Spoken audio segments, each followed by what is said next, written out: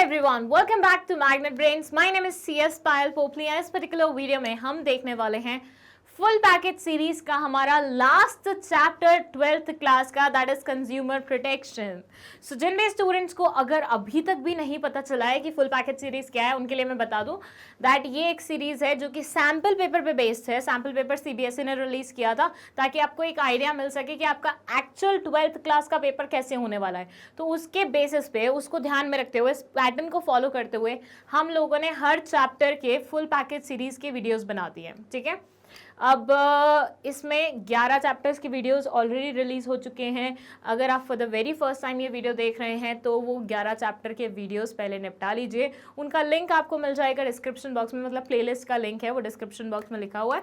उस पर आप क्लिक करेंगे तो आपको सारी वीडियोस दिख जाएंगे. ठीक है, इस चैप्टर को शुरू करने से पहले मैं आप लोगों को बता दूं दैट मैग्नेट ब्रेन्स पे अब बुक्स और ई बुक्स भी अवेलेबल है. पहले हम आप लोगों को सिर्फ वीडियोस के थ्रू ही पढ़ा रहे थे, बट देन अब हम आपकी मदद बुक्स और ई बुक्स के थ्रू भी कर रहे हैं.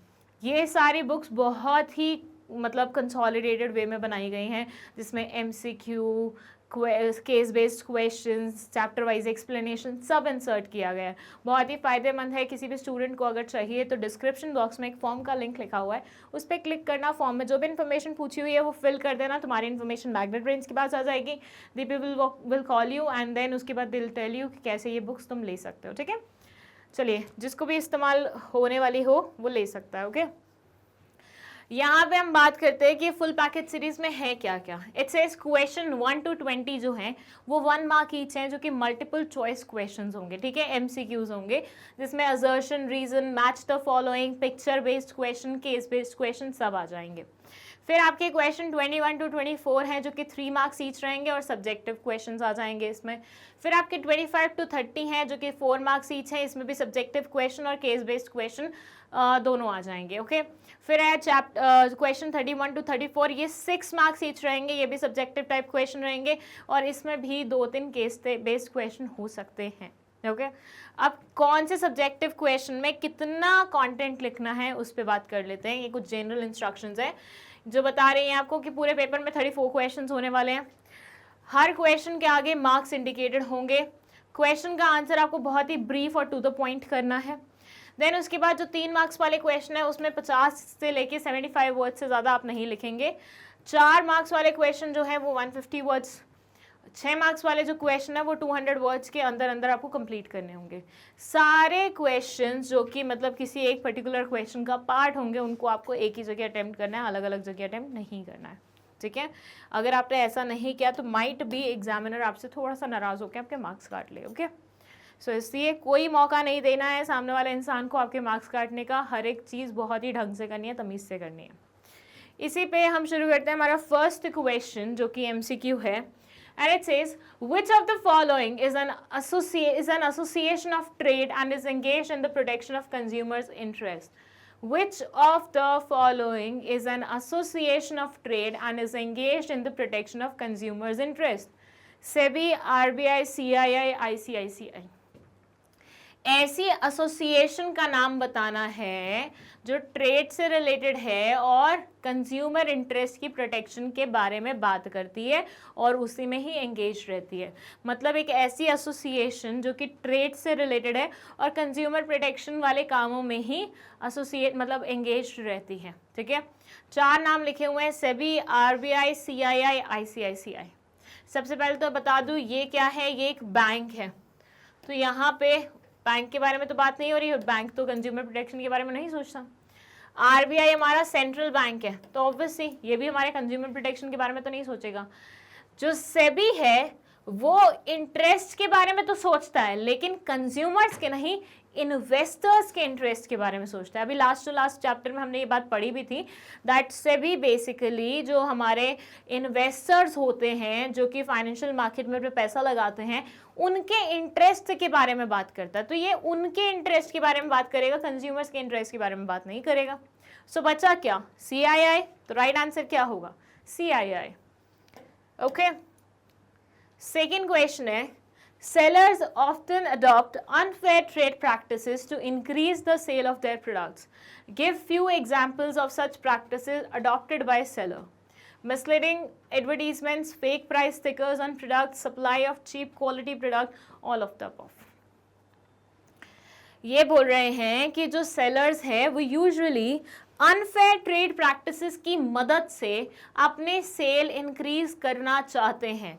आपको अनफेयर ट्रेड प्रैक्टिसेस के कुछ एग्जाम्पल्स बताने हैं और नीचे कुछ एग्जाम्पल्स लिखे भी हुए हैं, आपको यहाँ पे पहचानना है कौन से वाला सही एग्जाम्पल है। मिसलीडिंग एडवर्टीजमेंट, क्या हमारे जो सेलर्स हैं वो मिसलीडिंग एडवर्टीजमेंट से मतलब धोखाधड़ी वाली एडवर्टीजमेंट की 4 दिन में तुम्हें गोरा कर देंगे, 5 दिन में तुम्हें ब्यूटीफुल बना देंगे, ऐसी एडवर्टीजमेंट करते हैं, तो ये क्या अनफेयर ट्रेड प्रैक्टिसेस में आता है। Fake price stickers on products, कभी कभी आपने देखा होगा एक प्रोडक्ट के ऊपर जो प्राइस स्टिकर लगा होता है ना, उसको अगर आप रिमूव करें ना, उसके नीचे एक और स्टिकर लगा होता है। वो क्या होता है कि पहले कुछ और प्राइस था और उसको बढ़ा के दूसरा प्राइस स्टिकर उसके ऊपर चिपका दिया। तो ऐसा करना क्या अनफेयर ट्रेड प्रैक्टिसेस में आता है। और उसके बाद है supply of cheap quality product, बेकार क्वालिटी के प्रोडक्ट सप्लाई करना, या ऑल ऑफ द अबव। ये सारे ही अनफेयर ट्रेड प्रैक्टिसेस में आते हैं, राइट। सो यहाँ पे करेक्ट आंसर क्या होगा, ऑल ऑफ द अबव। बहुत ही कॉमन क्वेश्चन था, इवन इफ किसी ने चैप्टर नहीं भी पढ़ा होगा वो भी आंसर कर देगा, राइट। तो डी उसका राइट आंसर होगा। थर्ड क्वेश्चन पढ़ लेते हैं। It says which of the following is a reason why a businessman should lay emphasis on the protection of consumers and their interest।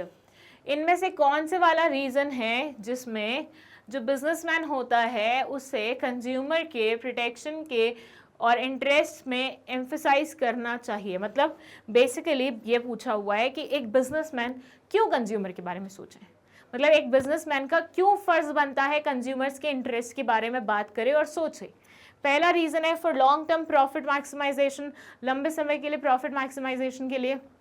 For fulfilling social responsibility, हर businessman की towards the society एक social responsibility होती है, उसको fulfil करने के लिए। To avoid government intervention, जब भी आप कुछ गलत काम करते हैं तो गवर्नमेंट बीच में इंटरवीन करता है। अगर आपको नहीं चाहिए गवर्नमेंट इंटरवीन करे तो बेटर है कंज्यूमर्स को अपना खुश रखो, सेटिस्फाइड रखो, उनके इंटरेस्ट के बारे में सोचते रहो, तो गवर्नमेंट भी आपसे दूर ही रहेगी। या all of the above.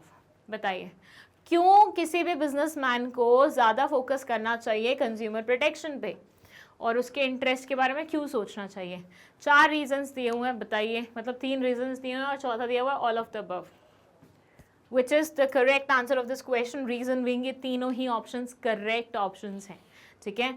Yes, long term profit चाहिए मैक्सिमाइजेशन तो आपको करना पड़ेगा। देखिए शॉर्ट टर्म में आप गेन ज़रूर अचीव मतलब कर सकते हैं, गेन ला सकते हैं अपने बिजनेस के लिए, बट देन अल्टीमेटली एक बार लोगों को पता चल गया गंदी क्वालिटी का प्रोडक्ट है, they won't buy it for the second time, है ना। इतना बेवकूफ़ भी नहीं होते consumer.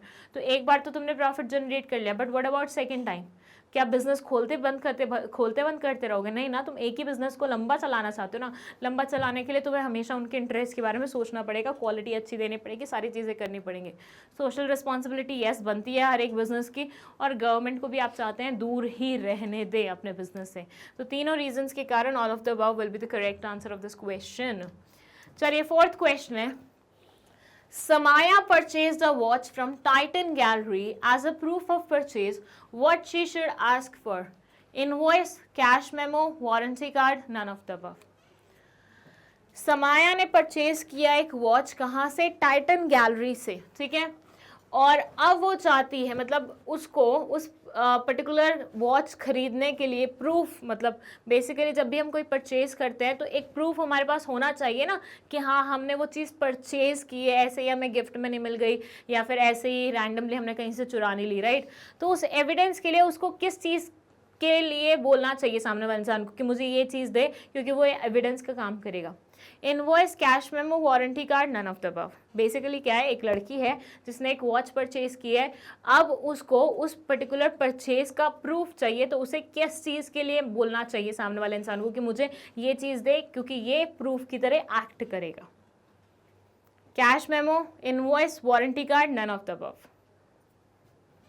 And the correct answer is cash memo. जब भी हम कोई खरीदारी करते हैं तो हम कैश मेमो लेते हैं सामने वाले इंसान से, और ये प्रूफ होता है कि भैया हमने ये चीज़ खरीदी है, ताकि अगर मान लीजिए ऐसी चीज़ खराब निकल जाती है तो हम वो दिखा के अपना कॉम्पनसेशन ले सकते हैं, केस कर सकते हैं, कुछ भी कर सकते हैं, ठीक है। अगर आपके पास कैश मेमो नहीं है देन इन दैट सिनेरियो आप सामने वाले इंसान पर केस नहीं कर पाओगे। चलिए फिफ्थ क्वेश्चन है, which consumer right gives the freedom to business firms to set up their own consumer grievance cell? Right to consumer education, right to choose, right to be heard, right to be informed. Which consumer right gives the freedom to business firms? कौन सा consumer right है जो business firms को freedom देता है to set up their own consumer grievance cell, अपना खुद का consumer grievance cell set करने का.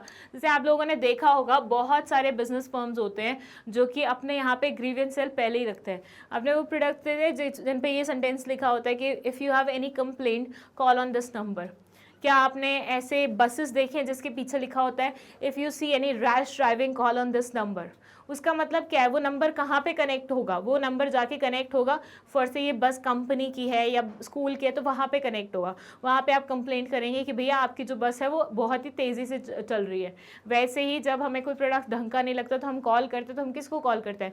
हम कॉल करते हैं कंपनी को कि भैया तुम्हारा ये प्रोडक्ट अच्छा नहीं है, इसको मतलब वो करो.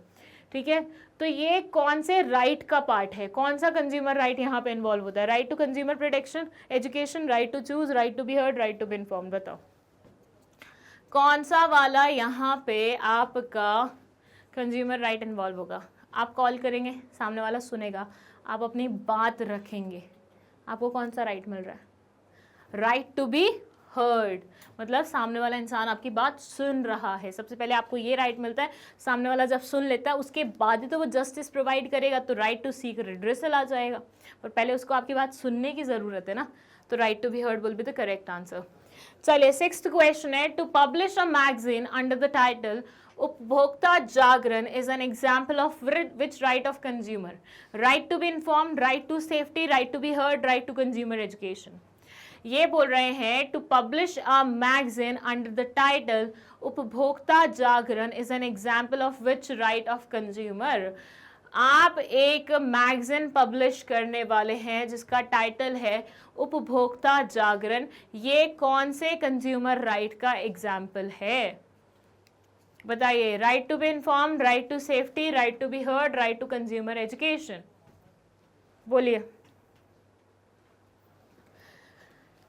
उपभोक्ता जागरण मतलब इसमें ऐसी चीज़ें लिखी होंगी जो कि कंज्यूमर को उनके राइट्स के बारे में बताएंगी. वो आजकल क्या चल रहा है सिनेरियो, कोई केस होगा कंज्यूमर प्रोटेक्शन वाला तो वो बता देंगी. तो ये सारी चीज़ें कंज्यूमर को क्या कर रही हैं? अवेयर कर रही हैं उन्हीं के राइट्स के बारे में. तो यहाँ पे आंसर क्या होगा? Right to consumer education. ये आपको एजुकेट कर रही हैं, आपको सिखा रही है कि भैया देखो कंज्यूमर के ये राइट्स बनते हैं आज की डेट में, ये लोग ऐसे ऐसे अपने राइट्स क्लेम करें. If you want to claim your rights तो तुम भी ऐसा सब कर सकते हो. ठीक है, चलिए सेवेंथ क्वेश्चन है. काफ़ी सिंपल क्वेश्चन है. कंज्यूमर प्रोटेक्शन मैंने आप लोगों को पहले भी बताया, बहुत सिंपल चैप्टर है, बहुत ईजी चैप्टर है. पहली फुर्सत में इसको निपटा देना और फुल मार्क्स आएंगे तुम्हारे अगर एक बार तुमने ढंग से तसल्ली से इसे पढ़ लिया तो. 2-3 फैक्ट्स हैं जो तुम्हें यहाँ पे याद रखने हैं, 2-3 कॉन्सेप्ट्स हैं जो तुम्हें याद रखनी है. That's it. चलो, which of the following is a relief available to a consumer under the Consumer Protection Act 1986? इनमें से कौन से वाला रिलीफ है जो कि कंज्यूमर को प्रोवाइड किया जाता है इस एक्ट के चलते हुए? फर्स्ट से आई एम अ कंज्यूमर, मेरे साथ कुछ गलत हो गया है तो मेरे को ऑब्वियसली जब कोर्ट मेरी बात सुनेगी, ट्रिब्यूनल मेरी बात सुनेगी, कमीशन मेरी बात सुनेगी तो कुछ ना कुछ रिलीफ देगी ना, तभी तो मेरे को लगेगा कि मुझे जस्टिस मिला है. राइट, तो इनमें से कौन से वाले रिलीफ सही हैं जो एक्चुअली मिलते हैं इस एक्ट के चलते हुए? फर्स्ट है to remove the defect in goods और डेफिशिएंसी इन सर्विसेज. अगर गुड में कोई डिफेक्ट है तो उसे रिमूव करना और सर्विसेज में कोई डेफिशिएंसी है तो उसे रिमूव करना. To replace the defective good with a new one from free from any defect. जो पुराने वाला डिफेक्टिव गुड है उसके बदले में नया वाला गुड दे देना जो कि डिफेक्टिव नहीं है, सही है, प्रॉपर है. To refund the price paid for the product और charges paid for the service.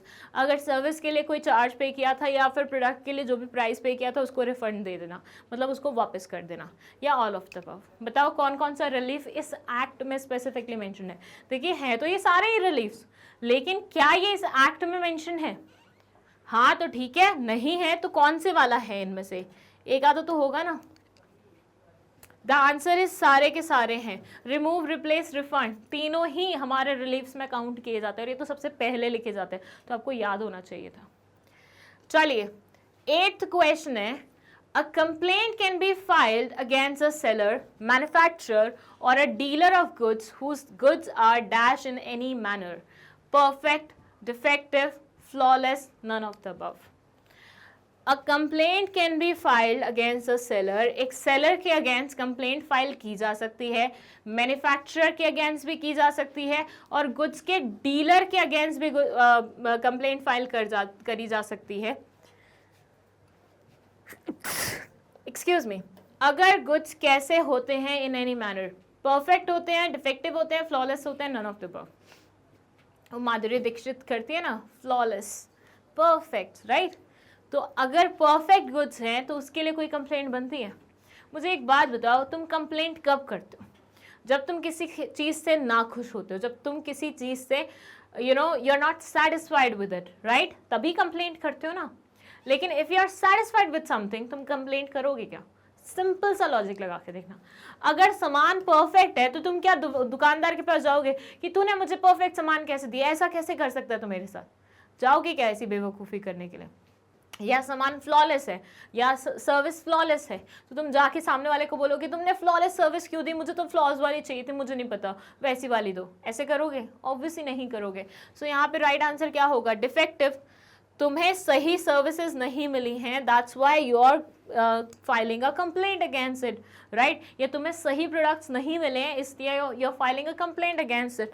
तो कंप्लेंट कब फाइल की जाती है? जब गुड्स क्या होते हैं? डिफेक्टिव होते हैं इन वन और एनी अदर वे. ओके, चलिए 9th question. Who among the following can be president of National Consumer Dispute Redressal Commission? इनमें से कौन से वाला इंसान national consumer dispute redressal commission का प्रेसिडेंट बन सकता है? ये फैक्चुअल क्वेश्चन है. प्रेसिडेंट और मेंबर्स के बारे में एक एक सेंटेंस लिखा हुआ था हर एक कमीशन के बारे में, तो उनमें से आपको आंसर वहां से मतलब पिक करना था. जज ऑफ हाई कोर्ट, जज of supreme court, lawyer of high court, lawyer of supreme court. बताइए कौन बन सकता है president national consumer dispute redressal commission का? ध्यान दीजिएगा इस वर्ड पे, क्योंकि अगर इसकी जगह स्टेट लिखा होगा तो आंसर डिफरेंट हो जाएगा, डिस्ट्रिक्ट लिखा होगा तो आंसर डिफरेंट हो जाएगा. यहाँ पे नेशनल लिखा है, that's why the answer will be different. कौन होगा प्रेसिडेंट तुम्हारे नेशनल पे?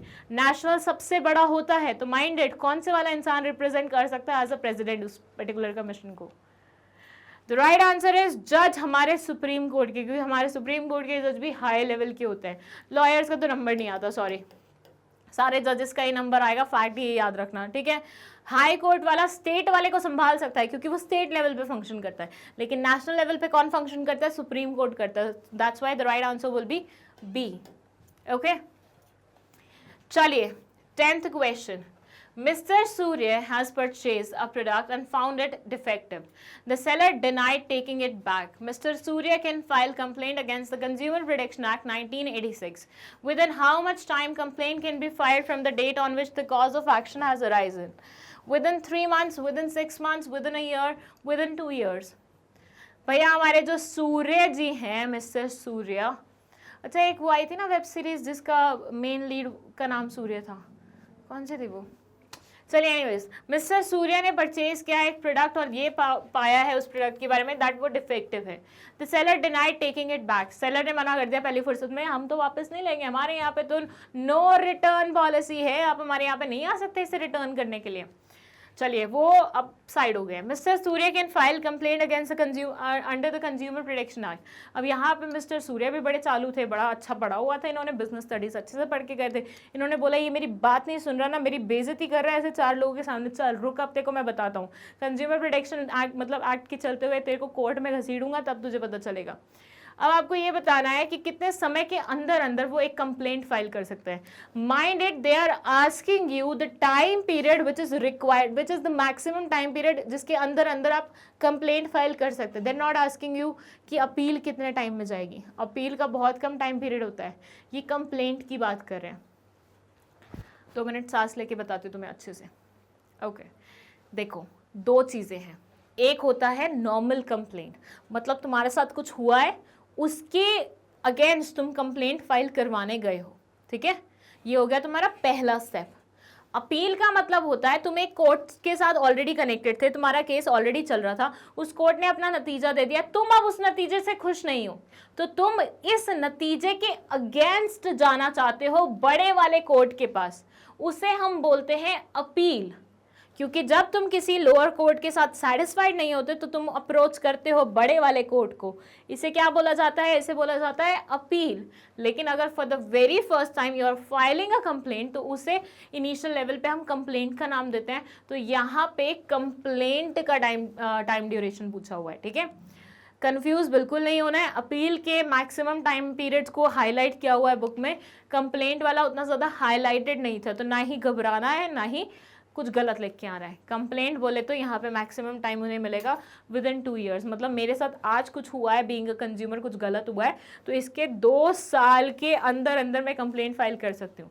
अब आप पूछेंगे मैम गलत तो गलत ही होता है ना, चाहे 4 साल बात करें या 5 साल बात करें, हम कर मतलब जब हमें फुर्सत मिलेगी हम तब करेंगे। तो बेटा देखो, जब चीज़ बहुत ज़्यादा पुरानी हो जाती है ना, उसके रिगार्डिंग रिसर्च वगैरह करना भी बहुत ज़्यादा मुश्किल हो जाता है। बोलते हैं ना कि अगर मान लीजिए कुछ कांड हुआ है तो फटाफट पुलिस वालों को बुलाओ, फटाफट सारी इंक्वायरी कराओ, क्योंकि जो सबूत उस टाइम आपके हाथ लग सकते हैं, जो गवाह उस टाइम आपके हाथ लग सकते हैं, वो बाद में नहीं लग पाएंगे, सब लोग भाग जाएंगे, निकल जाएंगे, सब सबूत मिट जाएंगे। तो इंस्टेंटली आपको एक्ट करना पड़ता है। सेम वे में मैक्सिमम ये आपको बोलते हैं कि चलो हम तुम्हें और अच्छा वो देते हैं, 2 साल के अंदर कोई भी अगर इंसान होगा जिसको एक्चुअली कंप्लेंट करनी है वो समझ लेगा और वो कर देगा फाइल। अगर 2 साल तक तुम नहीं करते दैट मीन्स तुम्हें उतना फर्क पड़ता ही नहीं था, और उसके बाद फिर सामने वाले को फर्क नहीं पड़ेगा, सिंपल सी बात। चलिए 11th क्वेश्चन है, Sumit filed a case against Domestic Cooling Limited in the district forum, but he was not satisfied with the order of the district forum. Where can he appeal further against the decision of district forum? अब आ गया वो question जिसके बारे में बात करी थी कि अपील वाला क्वेश्चन, कि ये एक इंसान है जिसका नाम है सुमित, ठीक है। सुमित गया था डिस्ट्रिक्ट फोरम में अपनी कंप्लेंट लेके अगेंस्ट हुम, डोमेस्टिक कूलिंग लिमिटेड। अब भाई डिस्ट्रिक्ट फोरम ने जो नतीजा दिया सुमित उससे भी बिल्कुल भी नाखुश, मतलब खुश नहीं है, बिल्कुल भी खुश नहीं है, बहुत ही ज़्यादा नाखुश है। तो ऐसे सिनेरियो में ये अपील लेके कहाँ जा सकता है, ये अपील लेके कहाँ जा सकता है? डिस्ट्रिक्ट फोरम की अपील कहाँ लगती है? डिस्ट्रिक्ट फोरम का ऊपर वाला लेवल कौन सा होता है? वो होता है हमारा स्टेट कमीशन। सो इनकी कंप्लेंट कहाँ जाएगी, मतलब इनकी अपील कहाँ जाएगी? स्टेट कमीशन के पास। हमेशा याद रखना, डिस्ट्रिक्ट फोरम नाखुश हुए स्टेट कमीशन के पास जाओगे, नाखुश हुए नेशनल कमीशन के पास जाओगे, नाखुश हुए हमारे सुप्रीम कोर्ट के पास जाओगे। ये होती है पूरी साइकिल। डिस्ट्रिक्ट फोरम, उसके बाद हमारा दिस स्टेट कमीशन, वहाँ पे भी नाखुश हुए नेशनल कमीशन में भी नाखुश हुए सुप्रीम कोर्ट जाओगे। Okay, that's the cycle how it works. चलिए नेक्स्ट क्वेश्चन है question number 12। Coca Crackers Limited, a firecracker manufacturing company, launched some new products on the eve of Diwali which attracted many customers. To meet the increased demand, the company employed children from nearby villages, and in the urgency of the work, they ignored to specify safety warnings on packets of crackers. Identify which consumer right is being ignored. Right to choose, right to be heard, right to be informed, right to seek redressal. बताइए। They are saying Coca Crackers Limited जो है वो एक fire cracker manufacturing company है जिन्होंने दिवाली के चलते हुए कोई नए प्रोडक्ट्स लॉन्च किए हैं जिसने बहुत सारे कस्टमर्स को अट्रैक्ट किया है। अब क्योंकि कस्टमर भाग दौड़ के वो प्रोडक्ट लेने के लिए आपके पास आ रहे हैं तो डिमांड बहुत हाई है, मतलब आपको प्रोडक्शन भी उतना तेज़ करना पड़ेगा अगर तुम्हें डिमांड मीट करनी है और अच्छा खासा प्रॉफिट कमाना है तो इन्होंने क्या किया, आसपास के जो विलेजेस होते हैं ना, वहाँ के जो छोटे छोटे बच्चे होते हैं ना, उनको एम्प्लॉयमेंट पे रख लिया कि आओ यहाँ पे काम करो हमारे पास। And at the same time क्योंकि इनको जल्दी थी मार्केट तक सामान पहुंचाने की, तो जो वार्निंग लिखी होती है ना क्रैकर्स के पैकेट में कि भैया 3 साल से नीचे बच्चों से दूर रखें इसको ऐसे कहीं पे भी आग वाली जगह ना रखें, कोई जहाँ खतरा हो वहाँ ना रखें, सेफ्टी प्रिकॉशंस और बाकी जो इन्फॉर्मेशन रहती है वो कोई भी उसके ऊपर पैकेज के ऊपर मेंशन नहीं थी क्योंकि जल्दबाजी में इनको ऐसे ही बेचना था। तो यहाँ पे आप बताइए कि कौन से वाले कंज्यूमर राइट को इन्होंने इग्नोर किया है? ध्यान रखिएगा, लेबलिंग वाली चीज़ उन्होंने नहीं की है, इन्फॉर्मेशन आपको प्रोवाइड नहीं की है, तो कौन से वाला वो राइट है जो कि इन्होंने इग्नोर किया है, दैट्स वो आपको बताना है, ठीक है। चलिए बताइए कौन से वाला राइट इग्नोर हुआ है। Right to choose, right to be heard, right to be informed, right to seek redressal.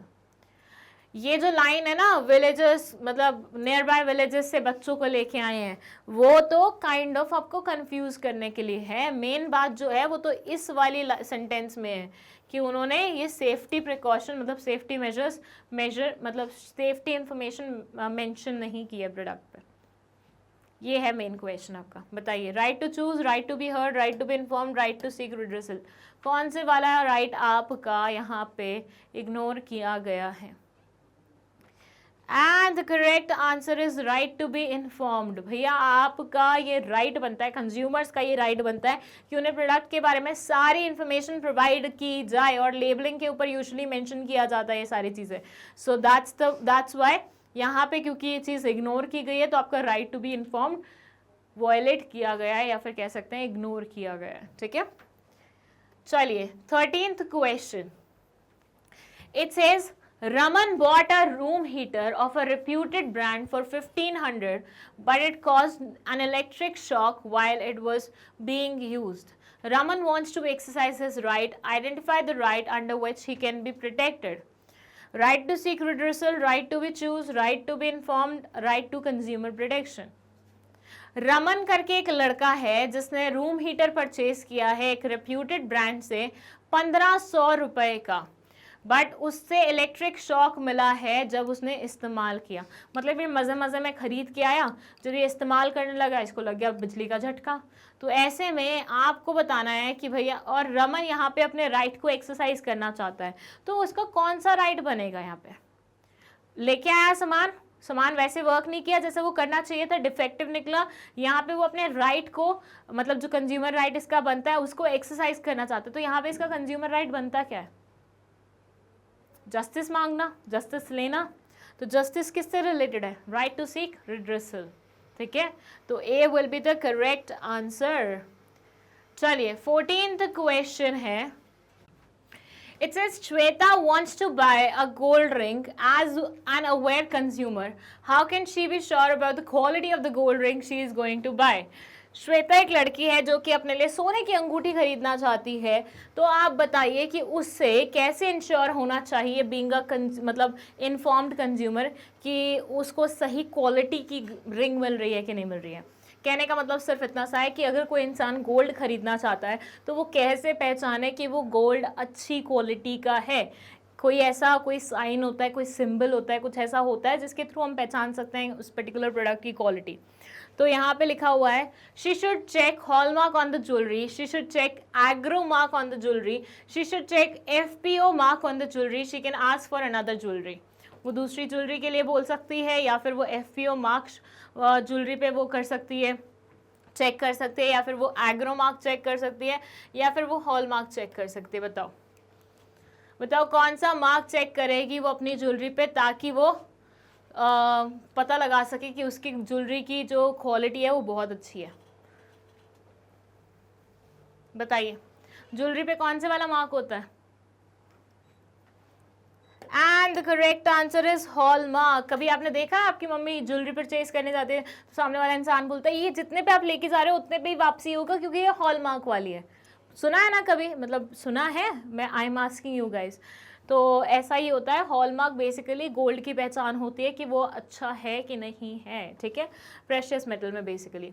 Agro वाला अलग चीज़ के लिए इस्तेमाल किया जाता है, FPO वाला अलग चीज़ के लिए इस्तेमाल किया जाता है। किन चीज़ों के लिए इस्तेमाल होता है वो भी डिस्क्लोज नहीं कर रही हूँ, रीज़न बीइंग आगे ऐसे क्वेश्चन आने वाले हैं जिसमें आंसर ये हो सकता है, ठीक है। सो इसलिए अभी से बता दूंगी तो तुम प्रिपेयर्ड हो जाओगे। So A will be the correct answer. चलो अब 15th क्वेश्चन है, Miss Gina wants to buy a mango drink. As a responsible consumer, she should check which mark on the label of the mango drink. जो जीना है मतलब एक लड़की है, वो मैंगो ड्रिंक परचेज करना चाहती है, तो उसे मैंगो ड्रिंक परचेज करना चाहती है, ठीक है। तो उसे मैंगो ड्रिंक पे कौन सा मार्क देखना चाहिए ताकि वो इंश्योर हो जाए कि भैया हाँ उसने अच्छी क्वालिटी का प्रोडक्ट ही लिया है। बताइए FSI mark, ISI mark, FPO mark, none of the above. खाने पीने की आइटम है, कौन सा मार्क आएगा? चलिए, करेक्ट आंसर होगा इसका FPO। फूड प्रोसेसिंग वाला जो मार्क होता है वो बेसिकली फूड एंड ड्रिंक वाली आइटम्स पे लगता है, ठीक है। चलिए, let's move to next question. It says which quality mark is depicted in this diagram. आपको ये पिक्चर देखनी है, this is a picture based question. ये पिक्चर देखनी है, इसमें एक मटका बना हुआ है, उसे एनालाइज करना है और बताना है कि ये कौन से क्वालिटी मार्क को डिपिक्ट करता है। मतलब हर एक क्वालिटी मार्क, जैसे ISI या फिर एग्रो या फिर हमारा FPO, हर किसी के लिए ना एक सिंबल बना हुआ है, एक लोगो बना हुआ है जिसके थ्रू हम पहचानते हैं कौन सा वाला मार्क है। तो ये वाला मार्क अगर किसी आइटम पे आपको मिलता है तो वो आपको कौन सी क्वालिटी मार्क के बारे में बता रहा है? फूड प्रोसेस ऑर्डर के बारे में बता रहा है, एग मार्क के बारे में बता रहा है, इको मार्क के बारे में बता रहा है, या BIS हॉल मार्क के बारे में बता रहा है? बताइए, ये किस चीज का मार्क हो सकता है? मटका है, ये ध्यान से देखिए। And the correct answer is this is eco mark. ये इको मार्क को रिप्रेजेंट करता है, ठीक है। चलिए, now let's move to question number 17। ये है हमारे असर्शन रीजन वाले क्वेश्चंस। अब असर्शन रीजन में क्या होता है, दो स्टेटमेंट्स दी होती हैं।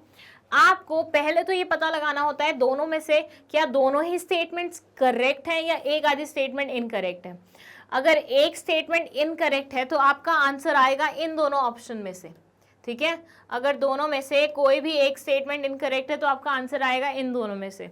लेकिन अगर दोनों ही स्टेटमेंट्स करेक्ट हैं और एक स्टेटमेंट दूसरे का ढंग से एक्सप्लेनेशन है, देन इन दैट सिनेरियो आपका आंसर आएगा इन दोनों में से, ओके। एंड इन दोनों में से कौन से वाला करेक्ट आंसर है ये कैसे चूज करोगे? रीजन में लिखी हुई चीज अगर ऊपर वाली चीज को अच्छे से एक्सप्लेन कर पा रही है और साथ में ट्रू भी है, देन इन दैट सिनेरियो ए आपका सही आंसर होगा। लेकिन दोनों चीज़ें अगर करेक्ट हैं बट एक दूसरे को अच्छे से एक्सप्लेन नहीं कर पा रही हैं तो आपका आंसर हो जाएगा बी, ओके।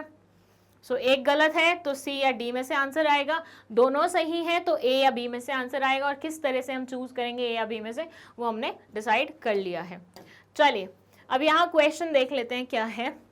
असर्शन में ये बोलते हैं right to be informed is important for a safe and secure life। right to be informed मतलब सामने वाले को एक पर्टिकुलर प्रोडक्ट अगर आप बेच रहे हो तो उसको हक बनता है उस प्रोडक्ट के बारे में सारी इंफॉर्मेशन गेन करने का, ठीक है। तो ये इंपॉर्टेंट है सेफ और सिक्योर लाइफ के लिए। सेकेंड ये बोलते हैं according to this right the consumer has a right to be protected against the goods and services which are hazardous to life, health and property. ये बोल रहे हैं इस राइट के अकॉर्डिंग कंज्यूमर का ये राइट बनता है कि उसे गुड्स एंड सर्विसेज के अगेंस्ट प्रोटेक्शन मिले। और अगर मान लीजिए कोई ऐसा हजार्डियस प्रोडक्ट होता है जो कि लाइफ और हेल्थ और प्रॉपर्टी को ख़राब कर सकता है, उसके ऊपर बैड इन्फ्लुएंस क्रिएट कर सकता है, तो उससे बचा के रखना। ऐसे प्रोडक्ट को इस्तेमाल ना करना, ऐसे प्रोडक्ट को मार्केट में नहीं लाना, कंज्यूमर से उसको अलग ही रखना। बताइए, क्या ऊपर वाला जो राइट है वो इस चीज़ के बारे में बात करता है? क्या ये दोनों स्टेटमेंट्स करेक्ट हैं? पहले ये बताइए। And the correct answer is कि assertion A is false but reason is true. देखिए, अगर सेफ और सिक्योर लाइफ के बारे में बात करते हैं, ठीक है, तो यहाँ पे important for okay right to be informed is important for a safe and secure life। right to be informed लोगों को information provide करता है, वो safety और security से related नहीं है, ठीक है। जबकि नीचे वाले उसमें जो हमें एक्सप्लेनेशन दी हुई है वो सेफ एंड सिक्योर्ड लाइफ के बारे में दी हुई है। तो अगर हम दूसरा राइट यहाँ पे मेंशन करते हैं असर्शन में तो आपका दोनों स्टेटमेंट्स ही करेक्ट होता है और ए राइट आंसर हो जाता है। लेकिन ये दोनों ही स्टेटमेंट्स अलग अलग चीज़ों के बारे में बात कर रही है, ये अलग राइट को एक्सप्लेन कर रही है, बट ये समवट ऊपर वाले सेंटेंस में से ये जो लास्ट वाला सेंटेंस है उसको यूज कर रही है अपने अंदर। दैट्स वाई हमने यहाँ पे रीजन को करेक्ट बोला है कि या देयर इज अ राइट जो कि इस चीज़ के बारे में सोचता है, लेकिन ऊपर जो राइट लिखा हुआ है वो सही नहीं है। वो सेफ और सिक्योरिटी मतलब सिक्योरिटी वाली चीज़ों के बारे में बात नहीं करता, वो डिफरेंट राइट होता है जो सेफ्टी एंड सिक्योरिटी वाले चीज़ों के बारे में बात करता है। Okay, so assertion is false but reason is true. चलिए नेक्स्ट क्वेश्चन है, according to right to choose marketer should not force the consumer to buy a particular brand. According to right to choose, marketers should not force a consumer to buy a particular brand। Right to choose के चलते हुए किसी भी marketer को consumer को force नहीं करना चाहिए एक पर्टिकुलर ब्रांड को खरीदने के लिए। रीजन में लिखा हुआ है every consumer has the right to choose from a variety of goods and services at competitive prices. हर कंज्यूमर का राइट बनता है चूज करने का variety of goods and services में से कंपेटिटिव प्राइसेस पे जो है, मतलब अगर मान लीजिए कोका कोला और थम्स अप की बात हो रही है तो मेरा राइट बनता है कि मैं खुद से चूज करूँ। Nobody can force me to purchase a particular brand. And the correct answer of this question is assertion और रीजन दोनों ही करेक्ट है और दोनों एक दूसरे से एसोसिएटेड है। जैसे आपने नोटिस भी किया होगा राइट टू चूज ऊपर भी मेंशन है, राइट टू चूज नीचे भी मेंशन है। ऊपर भी वो सेम बात बोल रहे हैं, नीचे उसको थोड़ा और डिटेल्ड वे में थोड़ा और उसके बारे में ब्रीफिंग करते हुए वो सेम बात बोल रहे हैं, राइट। तो ये दोनों आपस में कनेक्टेड भी हैं, एक दूसरे को एक्सप्लेन भी करें, इसलिए यहाँ पे राइट आंसर हमने कौन सा मार्क किया है, एक ही है। चलिए अब हम एमसीक्यूज में लास्ट सेकेंड एमसीक्यू पे आ गए हैं। 19th क्वेश्चन ये बोलता है many business firms have set up their own consumer service and grievances cell। बहुत सारे ऐसे कंज्यूमर फर्म्स हैं जिन्होंने खुद के क्या बोलते हैं ग्रीवेंस सेल अपने फर्म में सेट किए होते हैं, ताकि अगर मान लीजिए किसी भी इंसान को, किसी भी कंज्यूमर को उस पर्टिकुलर ब्रांड से, उस पर्टिकुलर ऑर्गेनाइजेशन से कोई भी तकलीफ है तो सबसे पहली फुर्सत में वो उन्हें कॉल करके उस तकलीफ का हर्जाना मांगे। ओके और रीजन में लिखा हुआ है consumer has a right to get relief in case the product और service falls short of his expectation. Consumer के पास राइट है कि वो रिलीफ मांग सकता है अगर उसकी प्रोडक्ट और सर्विस एक्सपेक्टेशन से नीचे बैठती है। जैसे I tell you like last month I went with my friends for like lunch thing, तो वहाँ पे खाना उतना बढ़िया नहीं था। लाइक हम बहुत एक्साइटेड होके गए थे और हम तीनों ही थोड़ा बहुत बाहर का अवॉइड कर रहे थे। तो दैट डे वी प्लान कि नहीं हम लोग ना सारे जाते हैं थोड़ा बाहर का खा के आते हैं, ठीक है। तो अब हम गए, हमने वहाँ पे बैठ के खाया थोड़ा बहुत एंड अच्छी जगह थी वो और अच्छा खासा पैसा भी हमारा बन गया, मतलब काफ़ी एक्सपेंसिव डिशेज होते हैं वहाँ के, पर क्वालिटी बिल्कुल अच्छी नहीं, टेस्टलेस, बिल्कुल बकवास। तो one of our friend like हम लोग की इतनी आदत नहीं है बीच में वो करने की, लेकिन वो खड़ी हुई and she was like she asked the waiter कि भैया किसी बकवास खाना बनाया तुम लोगों ने। फिर हमें उस चीज़ का कॉम्पनसेशन मिला, ठीक है। तो basically what we were expecting good food with good service but we didn't get it, ठीक है। तो हमें उसके बदले कॉम्पनसेशन मिला। दैट मीन्स अगर आपके साथ कोई नाइंसाफ़ी होती है, अगर आपके सर्विसेज जितना आपने एक्सपेक्ट किया था उससे कम बैठते हैं, आपने जो प्रोडक्ट खरीदा है वो आपके एक्सपेक्टेशंस के कम बैठता है, देन इन दैट सिनेरियो आपको पूरा हक बनता है उस चीज़ के अगेंस्ट क्लेम पाने का। सो वही चीज़ यहाँ पे मेंशन की हुई है रीज़न में, ठीक है। अब मुझे बताओ कि असर्शन और रीज़न दोनों ही सेंटेंसेस क्या करेक्ट हैं और एक दूसरे से क्या मैच करते हैं। And the correct answer of this question is कि both assertion and reason are true, but reason में लिखी हुई चीज़ असर्शन को एक्सप्लेन नहीं कर पा रही है, ठीक है। ये दोनों अलग अलग चीज़ें बोल रहे हैं, ये आपके रिलीफ्स के बारे में बात करिए जबकि ऊपर वाला ग्रीवियंस सेल के बारे में बात कर रहा है। वैसे तो समवॉट कनेक्टेड है लेकिन डायरेक्टली कनेक्टेड नहीं है, ठीक है, इसलिए बी राइट आंसर होगा। अब हम आ गए हमारे लास्ट एमसीक्यू पे, क्वेश्चन नंबर 20 पे देख लेते हैं ये क्या बोलता है। Assertion में they are saying consumers should use FPO marked good products as this mark gives an assurance of such products meeting quality specifications. Reason में they are saying it is the responsibility of the consumer and not the right to be protected against substandard products. Consumers should use FPO marked good products as this mark gives an assurance of good products meeting quality specifications. Consumers को FPO marked goods और products खरीदने चाहिए क्योंकि basically quality specifications को match करता है। अब यहाँ पे रीजन में लिखा हुआ है it is responsibility of the consumer and not the right to be protected against sub standard products. ये रिस्पॉन्सिबिलिटी है कंज्यूमर्स की और राइट नहीं है कि सब स्टैंडर्ड प्रोडक्ट से वो प्रोटेक्टेड रह सके, मतलब उसको प्रोटेक्शन प्रोवाइड की जाए। देखिए इसका आंसर क्या होगा। And the correct answer will be assertion is true but reason is false। देखिए यहाँ लिखा हुआ है कि कंज्यूमर की रिस्पॉन्सिबिलिटी है बट उसका राइट नहीं है कि सब स्टैंडर्ड प्रोडक्ट से उसको प्रोटेक्शन मिले। ऑब्वियसली राइट है भाई ऐसा, तो ये गलत लिखा हुआ है इसलिए आर इज फॉल्स और असर्शन क्या है, ट्रू है, ठीक है। चलिए इसी के साथ चलते हैं हमारे फर्स्ट सब्जेक्टिव क्वेश्चन पे जो कि है क्वेश्चन नंबर 21। ये बोल रहा है what is the objective of consumer protection act 1986? एक एक्ट है जो कि कंज्यूमर प्रोटेक्शन चैप्टर में हमने पढ़ा है, उसको हम बोलते हैं कंज्यूमर प्रोटेक्शन एक्ट 1986। इसके ऑब्जेक्टिव क्या क्या हैं वो आपको बताने हैं यहाँ पे, ठीक है। 3 नंबर का क्वेश्चन है, हमने पढ़ा था कि 3 नंबर के क्वेश्चन में 50 से 75 वर्ड्स मैक्सिमम आप लिख सकते हैं। तो चलिए देख लेते हैं क्या होगा इसका आंसर। देखिए इसमें ये बोलते हैं the main objective of consumer protection act 1986 is to protect the interest of the consumers in India. सबसे पहले तो उन्होंने सबसे बेसिक लाइन लिख दी है कि भैया इंडिया में जितने भी कंज्यूमर्स हैं उनके इंटरेस्ट को प्रोटेक्ट करने के लिए ये पर्टिकुलर एक्ट एग्जिस्टेंस में आया था। Then they say it aims to provide a speedy and simple redressal to consumers' grievances। देखिए हम लोगों के साथ कुछ भी होता है तो हम पुलिस स्टेशन जाने से क्यों डरते हैं? क्योंकि हमें लगता है कि अरे हम अगर पुलिस स्टेशन में जाएंगे एकदम से तो हमें जस्टिस नहीं मिलेगा, there be a long battle, फिर इतना हमारे अंदर साहस होगा कि रोज कोर्ट जा रहे हैं, ये कर रहे हैं, वो कर रहे हैं। मतलब ये सारी चीज़ें दिमाग में आती हैं ना, ये क्यों आती हैं? क्योंकि प्रोसीजर इतना लेंदी हो जाता है कि इंसान को ऐसा लगता है जस्टिस जब तक आपको मिलेगा तब तक तो वो जस्टिस का जो मज़ा होता है ना इंस्टेंटली मिलने का, वो तो चला ही जाएगा। वही चीज़ होती है ना। तो यहाँ इस एक्ट के चलते हुए ये इंश्योर किया गया है कि अगर आपके साथ बीइंग अ कंज्यूमर कुछ गलत होता है तो आपको राइट अवे रिड्रेसल का मौका मिलेगा। मतलब कहीं ना कहीं आपको जस्टिस थोड़ा सा जल्दी प्रोवाइड करने की कोशिश करी जाएगी। और ऐसा सिस्टम बना दिया गया है कि आपको हर किसी का दरवाज़ा खटखटाना नहीं पड़ेगा कि मेरी हेल्प कर दो, मेरी हेल्प कर दो, मेरी हेल्प कर दो। No, you'll go to one person, that person will entertain the whole thing और उसके बाद आपको वहीं से आपका जस्टिस मिल जाएगा। तो ईजी हो गया। अगर मान लीजिए हमें पता चले कि हमारे साथ कुछ हुआ है, हम पुलिस स्टेशन जाते हैं, वहीं से ही प्रोसेस स्टार्ट हो जाएगी, within like week month हमारा क्या नतीजा पूरा आ जाएगा। तो हमें कितनी खुशी होगी। हमें ऐसा भी नहीं लगेगा कि नहीं यार कंप्लेंट फाइल नहीं करते, हमें लगेगा नहीं यार अगर कुछ गलत हुआ जाओ कंप्लेंट फाइल करो, राइट। बस सेम सिस्टम यहाँ पे अप्लाई होता है कि इन्होंने सिस्टम को इतना सिंप्लीफाइड बना दिया है, वो कॉम्प्लेक्सिटी सारी हटा दी है जिससे इंसान डरता था और जिसके कारण वो अपने राइट्स के लिए कभी खड़ा नहीं हो पाता था।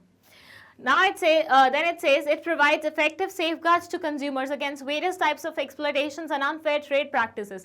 जो consumers के साथ अलग अलग तरह की unfair trade practices होती हैं sellers के द्वारा, manufacturers के द्वारा, dealers के द्वारा, उनको थोड़ा सा combat करने की इन्होंने यहाँ पे कोशिश की है। The act has created special consumer courts for enforcement of the rights of the consumers. It provides a convenient and inexpensive procedure for redressal of grievances of consumers। Consumers की जितनी भी शिकायतें हैं उनको एंटरटेन करने के लिए एक अच्छा सिस्टम बना दिया है, सिंप्लीफाइड सिस्टम बना दिया है, जिसके चलते हुए कंज्यूमर आराम से अपने जितने भी राइट्स हैं उनको क्लेम कर सकता है, जितनी भी अपनी प्रॉब्लम्स हैं उनको सामने लाके कॉम्पनसेशन एक्सपेक्ट कर सकता है। देखिए वैसे तो ये ठीक है, ये ठीक ठाक आंसर है, बट मैं बहुत ज़्यादा इम्प्रेस्ड नहीं हूँ इस आंसर से। इसका ना तरीका मुझे ज़्यादा अच्छा नहीं लगा।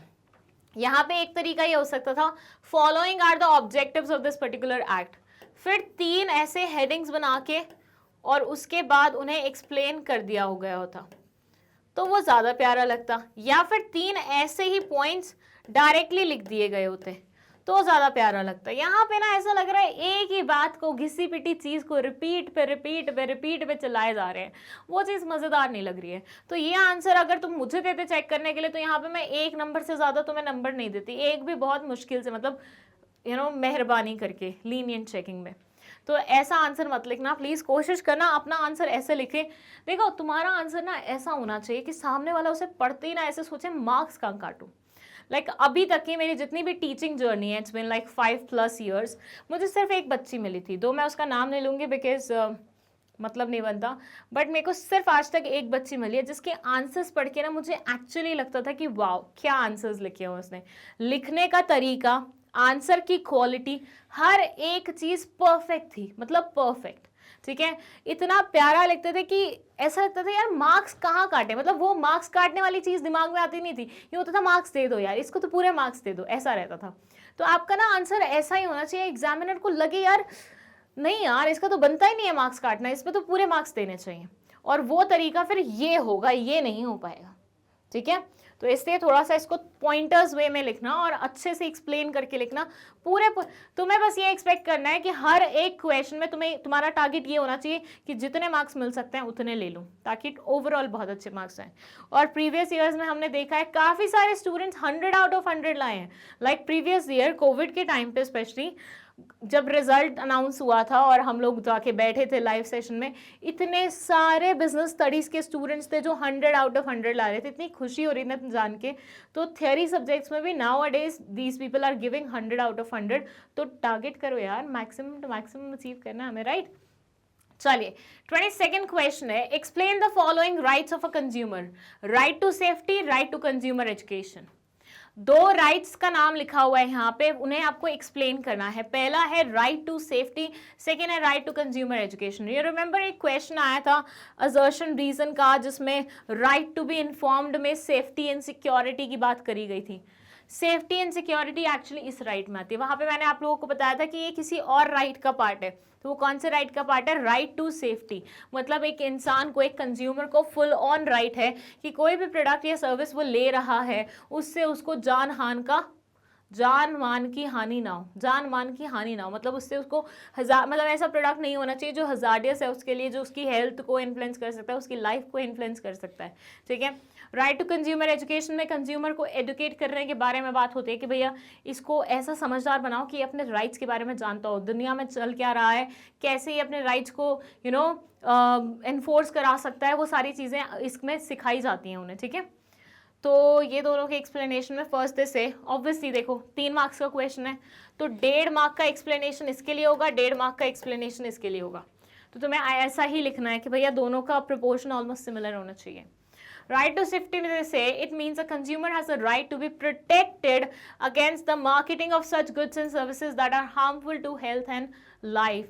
ऐसे प्रोडक्ट्स जो कि हार्मफुल हो सकते हैं लाइफ एंड हेल्थ के लिए, ऐसे प्रोडक्ट्स एंड सर्विसेज से आपको दूर रखा जाए। Thus consumers are educated to use standardized goods such as electrical goods with ISI marks, food products with FPO marks. As such goods would be an assurance of meeting quality specification. ये बोलते हैं जहाँ पे consumer का right बनता है safety के लिए, वहीं पे कंज्यूमर की एक रिस्पॉन्सिबिलिटी भी बनती है। वो रिस्पॉन्सिबिलिटी क्या है कि जब भी हम कोई भी गुड खरीदने जाते हैं तो हमें हमेशा इंश्योर करना चाहिए हम ऐसे गुड्स परचेज करके आए जिसके ऊपर क्वालिटी अश्योरेंस का मार्क हो। जैसे हमेशा बोला जाता है ना कि हेलमेट खरीदने जा रहे हो तो ISI मार्क वाला ही हेलमेट खरीद के आना, कोई इलेक्ट्रिकल आइटम खरीदने जा रहे हो तो ISI मार्क वाला ही वो खरीद के आना, अगर तुम खाने की आइटम लेने जा रहे हो तो FPO मार्क वाला ही आइटम खरीद के आना। बोला जाता है ना हमेशा।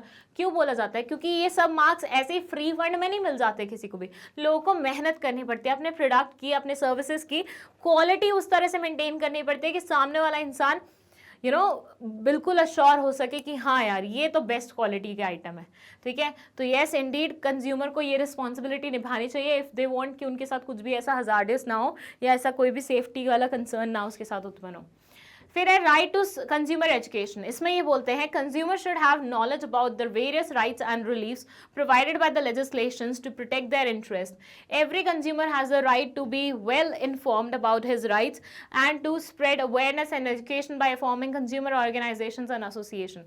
ये बोलते हैं हर एक कंज्यूमर का राइट और रिस्पॉन्सिबिलिटी भी बनता है एट द सेम टाइम कि अपने आप को जागरूक रखें। लेकिन हम यहाँ पे क्योंकि राइट्स के बारे में ज़्यादा बात करें तो हम रिस्पॉन्सिबिलिटी को ज़्यादा इंसर्ट नहीं करेंगे। हम राइट में ये बोलेंगे कंज्यूमर का राइट बनता है कि उसे नई नई इन्फॉर्मेशन मिलती जाए, मार्केट में उसके लिए क्या गाइडलाइंस आई हैं, उसकी प्रोटेक्शन के रिगार्डिंग क्या नए लॉज आए हैं, उन सब चीज़ों के बारे में इसको पता रहना चाहिए। ठीक है। चलिए फटाफट एक काम करिए, पहले तो ये हमारा जो ये पहला क्वेश्चन था इसका स्क्रीनशॉट ले लो। ये स्क्रीनशॉट मैं आपको क्यों दिलवा रही हूँ? ताकि आप लास्ट मोमेंट पे जब पेपर की प्रेपरेशन कर रहे हो तो एक बार रीड करते जाओ, थोड़ा सा रेफरेंस ले लो यहाँ से, बट कॉपी पेस्ट नहीं करना है, सिंपल सी बात है। सेम आंसर वहां पे चिपकाना नहीं है आप लोगों को। इसका भी लो। चलो question 23, explain the following rights of a consumer. Right to be heard, right to seek redressal. यहाँ पे अब 2 अलग राइट्स लिखे हुए हैं जो आपको एक्सप्लेन करने हैं। Right to be heard, right to seek redressal. बताइए समझ में आ रहे हैं? राइट टू बी हर्ड मतलब आपकी बात सुनी जाए। जब आपके साथ कुछ गलत होता है तो आपको बोलने का मौका दिया जाए और सामने वाला आपकी बात सुन रहा हो। राइट टू सीक रिड्रेसल में बेसिकली आपके साथ अगर कुछ गलत हुआ है तो आपको जस्टिस पाने का पूरा मौका मिलना चाहिए। देखिए बच्चे ना अक्सर इन्हीं दोनों राइट्स में कंफ्यूज हो जाते हैं, उन्हें लगता है यार दोनों तो सेम ही है, राइट टू बी हर्ड होगा तभी तो राइट टू सीक रिड्रेसल होगा। यस इंडीड, जब आपका बात सामने वाला इंसान सुनेगा तभी तो आपको कोई ना कोई रिलैक्सेशन दे पाएगा, रिलीफ दे पाएगा। तो उसके लिए बात सुनना जरूरी है, बात सुनना राइट टू बी हर्ड में आ जाता है और वो रिलीफ पाना आपका राइट टू सीक रिड्रेसल में आ जाता है। फॉर से मैं यहाँ पे बोलती हूँ ये एक इंसान है, इसके साथ कुछ गलत हुआ है, इसके साथ कुछ गलत हुआ है। अब ये इंसान के साथ गलत हुआ है, सबसे पहले इसकी जुबानी सुनना पड़ेगा ना कि भैया इसके साथ कुछ गलत हो गया है। तो यहाँ पे राइट टू बी हर्ड का हमारा आ जाता है राइट। उसके बाद जब बात सुनी जाएगी तो ऑब्वियसली उसको अधूरा तो नहीं छोड़ा जाएगा, कोई ना कोई तो रिलीफ इसको दिया जाएगा ना, कोई ना कोई रिलीफ तो इसको दिया जाएगा ना।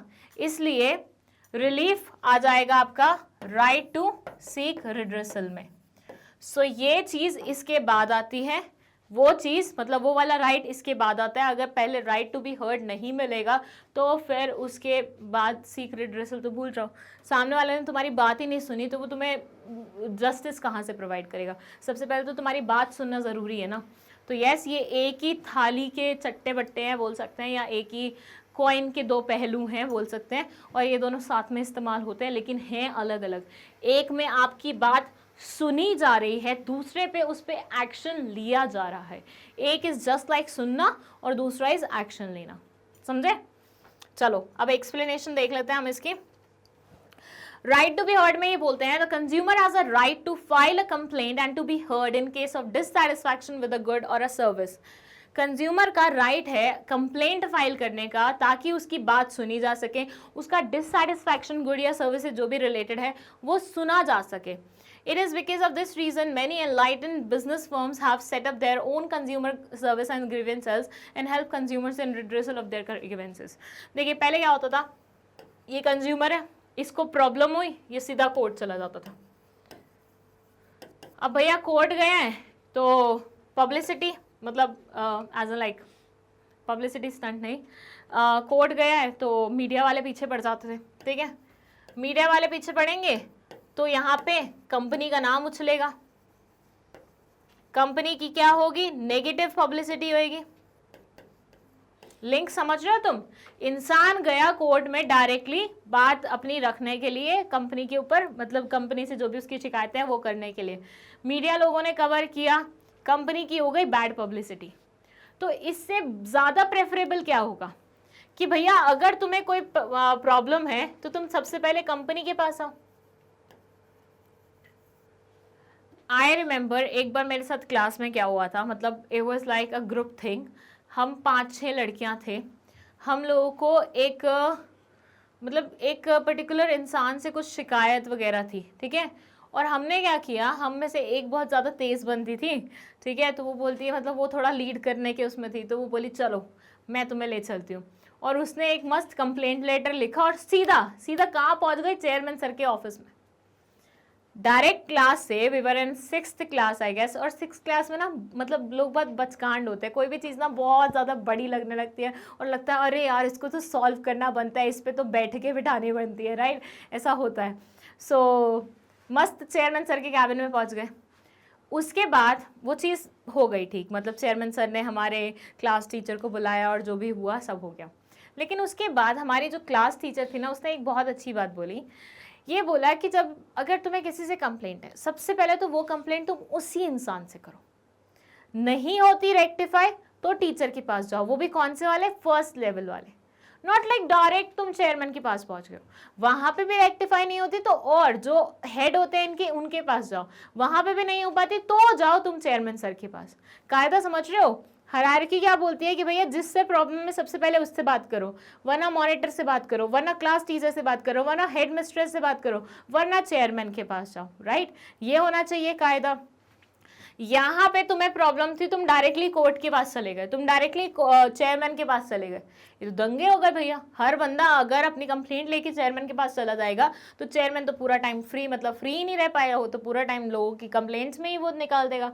तो कोर्ट्स के पास हमारे यहाँ पे वैसे ही इतने सारे केसेस हैं, ऊपर से तुम उनके ऊपर और केसेस डालते जा रहे हो, और जब तक केस चलेगा कंपनी की रेपुटेशन खराब होती रहेगी। तो बहुत सारी कंपनीज ने ये चीज़ रियलाइज करते हुए कि यार यहाँ तो हमारी बहुत ज़्यादा दुर्गति हो रही है, उन्होंने बोला कि चलो इट्स बेटर कि हम खुद का ही कंप्लेंट वो खोल लें। ठीक है, तो अगर किसी इंसान को कोई शिकायत है, सबसे पहले कंपनी एंटरटेन करेगी उसे। लाइक जैसे आप देखें ओला, उबर, जोमैटो, स्विगी, इन लोगों का देखा आपने, कोई भी कंप्लेंट होती है ना आपको, आप वहाँ पे देयर इज अ सेक्शन कि you have a complaint regarding your previous order, आप उस पर प्रेस करेंगे, फिर वहाँ पे चैट बॉक्स खुलेगा। इनिशियली मतलब चैट मतलब ऑटोमेशन पे मैसेजेस आते हैं, फिर उसके बाद जब यू रिक्वेस्ट कि नहीं आप किसी एग्जीक्यूटिव से बात करना चाहते हैं तो वो आता है, फिर उससे बात होती है, फिर जो भी आपका कंसर्न होता है उसे एंटरटेन किया जाता है, राइट।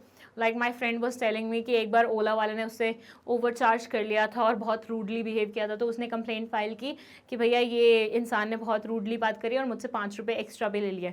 तो ओला वालों ने 5 रुपये उनको ट्रांसफ़र किए थे। ठीक है, तो ये क्यों किया जाता है? ताकि वो कस्टमर को सेटिस्फाइड रख सकें, और अल्टीमेटली कस्टमर की सेटिस्फैक्शन ही तो आपके बिजनेस को सेव कर सकते हैं, आपके बिजनेस को आगे ले जा सकती है, राइट। अगर मान लीजिए सारे लोग डिससेटिस्फाइड हो जाएंगे, कोई आपकी सर्विसेज इस्तेमाल करेगा, कोई आपके गुड्स इस्तेमाल करेगा नहीं करेगा। सो बहुत ज़्यादा ज़रूरी है कि लोगों को आप सेटिस्फाइड रखें। उसके लिए बहुत सारी कंपनीज ने आज की डेट में ग्रीवेंस सेल खरीद मतलब अपने खुद के खोल लिए हैं। अच्छा, sometimes you might feel like कि अरे मैम ओवर एक्सप्लेन कर रही हैं। ठीक है, जैसे मैंने अभी यहाँ पे आपको एक एग्जाम्पल दिया। देखिए होता क्या है, आपको ना करंट में जो चीज़ें चल रही है ना और थ्योरी में जो लिखा हुआ है, दोनों को लिंक करके चलना चाहिए हमेशा। मैं आपको क्यों ऐसे आगे पीछे के, आजकल के, मेरी लाइफ में 2 दिन पहले क्या हुआ, 4 दिन पहले क्या हुआ, उन सब के एग्जाम्पल देती हूँ, ताकि आप ये जो चीज़ें पढ़ रहे हैं आप रियलाइज़ करें ये रियल लाइफ में भी होती हैं। दिस आर नॉट समथिंग जो बस थ्योरी में ही है। जैसे होता है ना कि कुछ कुछ चीज़ें बस, जैसे हिस्ट्री है, हिस्ट्री को आप रिक्रिएट नहीं कर सकते या दोबारा से देख नहीं सकते, तो ओनली ऑप्शन इज कि आप वो देख लें, मतलब पढ़ लें, राइट। या साइंस है, साइंस में बहुत सारी चीज़ें, एक्सपेरिमेंट्स आप करके नहीं देख सकते, बट आप पढ़ते हैं उनके बारे में और रट्टा मार लेते हैं। लेकिन बिजनेस की मैक्सिमम चीज़ें ऐसी हैं जो आप अपनी डेली लाइफ से कनेक्ट कर सकते हैं, और बहुत ज़्यादा ज़रूरी होता है किसी भी सब्जेक्ट को प्रैक्टिकली समझने के लिए कि भैया उसको रियल लाइफ से कनेक्ट करें। इसलिए जहाँ पॉसिबल हो, तुम्हें लगे कि हाँ एग्जामिनेशन में मैं अपना खुद का कोई एग्जाम्पल देके I can convince the other person कि मेरे को ये कॉन्सेप्ट आती है, बिल्कुल करो, नो डाउट। बट बहुत ज़्यादा इनफॉर्मल एग्जाम्पल मत लिख देना, बहुत ज़्यादा। लाइक मैं और मेरा दोस्त घूमने गए वहाँ पे कल उस पर्टिकुलर मार्केट में, वहाँ हमने एक लड़की देखी, ये सब मत लिखना, ठीक है। थोड़ा सा उसमें फॉर्मेलिटी इंट्रोड्यूस कर देना, ठीक है। चलो, right to be heard हो गया। Now let's talk about right to seek redressal. This says that this right assures justice to consumers against exploitation and includes compensation for any loss or injury suffered by the consumers, replacement of good or repair of defects in the goods in order to provide satisfaction to consumers. Thus, the consumer has a right to get relief in case the product falls short of his expectation. अगर किसी consumer का exploitation होता है तो उसको पूरी इजाज़त है कि वो कॉम्पेंसेशन के लिए, लॉस के लिए, इंजरी के लिए, जो भी उसने सफ़र किया है, अपना केस फाइल कर सके, ठीक है। और मतलब there are like plenty number of options जिससे कंज्यूमर को सेटिस्फैक्शन मिल सकता है। चलो एक चीज़ बता दूं मैं तुम लोगों को, ये दोनों ही राइट्स को एक्सप्लेन तो किया गया है यहाँ पे, लेकिन मैं इनकी एक्सप्लेनेशन से बहुत ज़्यादा सेटिस्फाइड नहीं हूँ, बहुत ज़्यादा खुश नहीं हूँ। आई फील लाइक इनकी एक्सप्लेनेशन और ज़्यादा बेहतर हो सकती है, ठीक है। मतलब दोनों ही पॉइंट्स की एक्सप्लेनेशन बहुत ही बेसिक लेवल की थी, तो इट्स बेटर कि तुम थोड़ा सा अच्छे से इसको एक्सप्लेन करो, बढ़िया तरीके से। अगर एग्जाम्पल की मदद लेनी है तो एग्जाम्पल की मदद ले लो, कोई उसमें दिक्कत नहीं है। चलो नेक्स्ट क्वेश्चन पे चले। ओके मतलब यहाँ पे मेरे को लग रहा है बैक टू बैक सारे राइट्स आपसे पूछे जाएंगे. Explain the following rights of a consumer. Right to choose, right to be heard. Right to be heard हमने अभी देख लिया, राइट, उसको दोबारा पढ़ने की जरूरत नहीं है. राइट टू चूज का क्या मतलब होता है कि भैया मार्केट में अगर 10 चीजें हैं तो कोई भी इंसान मुझे फोर्स ना करे कि तुम एक ही पर्टिकुलर चीज खरीदो. मतलब मैं किसी शॉप पे चढ़ी तो अंकल बोलेंगे मेरे यहाँ पे बंदूक रख के कि तू ये खरीदती है कि नहीं खरीदती, चलाऊं मैं गोली. ऐसा नहीं होना चाहिए. अगर मेरे सामने ये अंकल की शॉप है, उसके सामने दूसरे अंकल की शॉप है, तीसरे अंकल की शॉप है, तो मेरे पास फुल फ्रीडम होनी चाहिए कि मैं सबकी शॉप से एक्सप्लोर करूं, मस्त अपने तरीके से खरीद के आऊं कोई भी चीज़. कोई मुझे फोर्स ना करे to buy a particular thing. So it says consumers have the freedom to choose products of their choice. This implies that the marketers should offer a wide variety of products in terms of quality, brand, size, etc. so that the consumer can make a wise choice by comparing different products available at the competitive prices. एक और चीज़ है, कभी भी consumer को indirect way से भी force नहीं करना चाहिए कि मार्केट में तुम प्रोडक्ट्स दिखाना ही बंद कर दो कि भैया है ही नहीं, यही है जो है, खरीदना है तो खरीदो, नहीं खरीदना तो मत खरीदो. ऐसा नहीं होना चाहिए. ठीक है. आपको अगर मतलब there should be like plenty number of options, quality में, साइज में, किसी भी चीज़ में, कलर्स में, तो सामने वाले को मज़ा भी आए चीज़ें करने का. तो ये पर्टिकुलर इसमें इतना सही एक्सप्लेनेशन लिखा हुआ है राइट में, इसका स्क्रीनशॉट ले लीजिए. राइट टू बी हर्ड यहाँ पे हमने भी एक्सप्लेन नहीं किया. Refer to question number 3. Slide वाले भी बड़े ज़्यादा वो हैं, आलसी है हमारे जैसे. चलिए 25th क्वेश्चन है, how does self regulation by business persons help in consumer protection. कैसे बिजनेस पर्सन्स का सेल्फ रेगुलेशन कंज्यूमर प्रोटेक्शन में मदद करता है. I was waiting for this question क्योंकि ये आज तक मैंने जितने भी क्वेश्चन आपको करवाए हैं कहीं पे भी नहीं मेंशन था. ये नया टाइप का क्वेश्चन है जिसमें सेल्फ रेगुलेशन वर्ड इस्तेमाल किया गया है. तो क्या है एग्जैक्टली इसका मतलब वो समझ ले. चलिए. So it says the business community itself can ensure consumer protection through self-regulation. ये बोलते हैं हमेशा ना रेगुलेट करने के लिए एक आउटसाइड अथॉरिटी का होना ज़रूरी नहीं होता. समटाइम्स अगर बिजनेसमैन खुद ही रियलाइज कर ले कि भाई कंज्यूमर की सेटिस्फैक्शन, कंज्यूमर की प्रोटेक्शन लॉन्ग टर्म में उसे ही बेनिफिट करने वाली है, तो सेल्फ रेगुलेशन करेगा.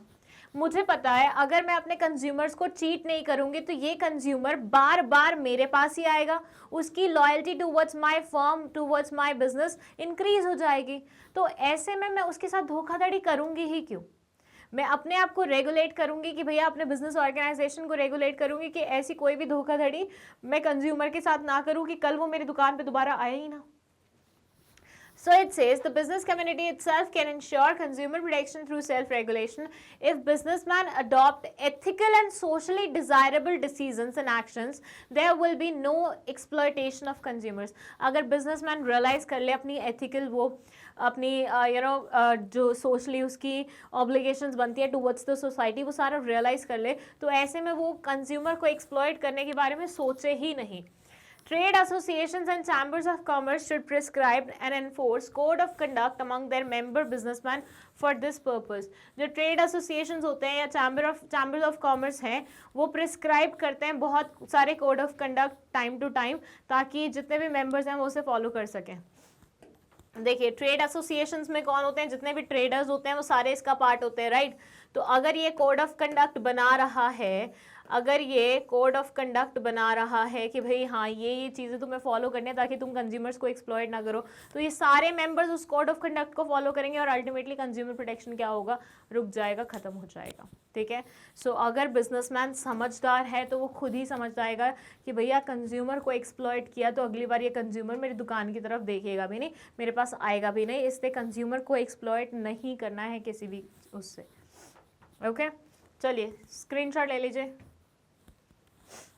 Next question है question number 26. It says state any 6 reliefs available to a consumer under the Consumer Protection Act 1986.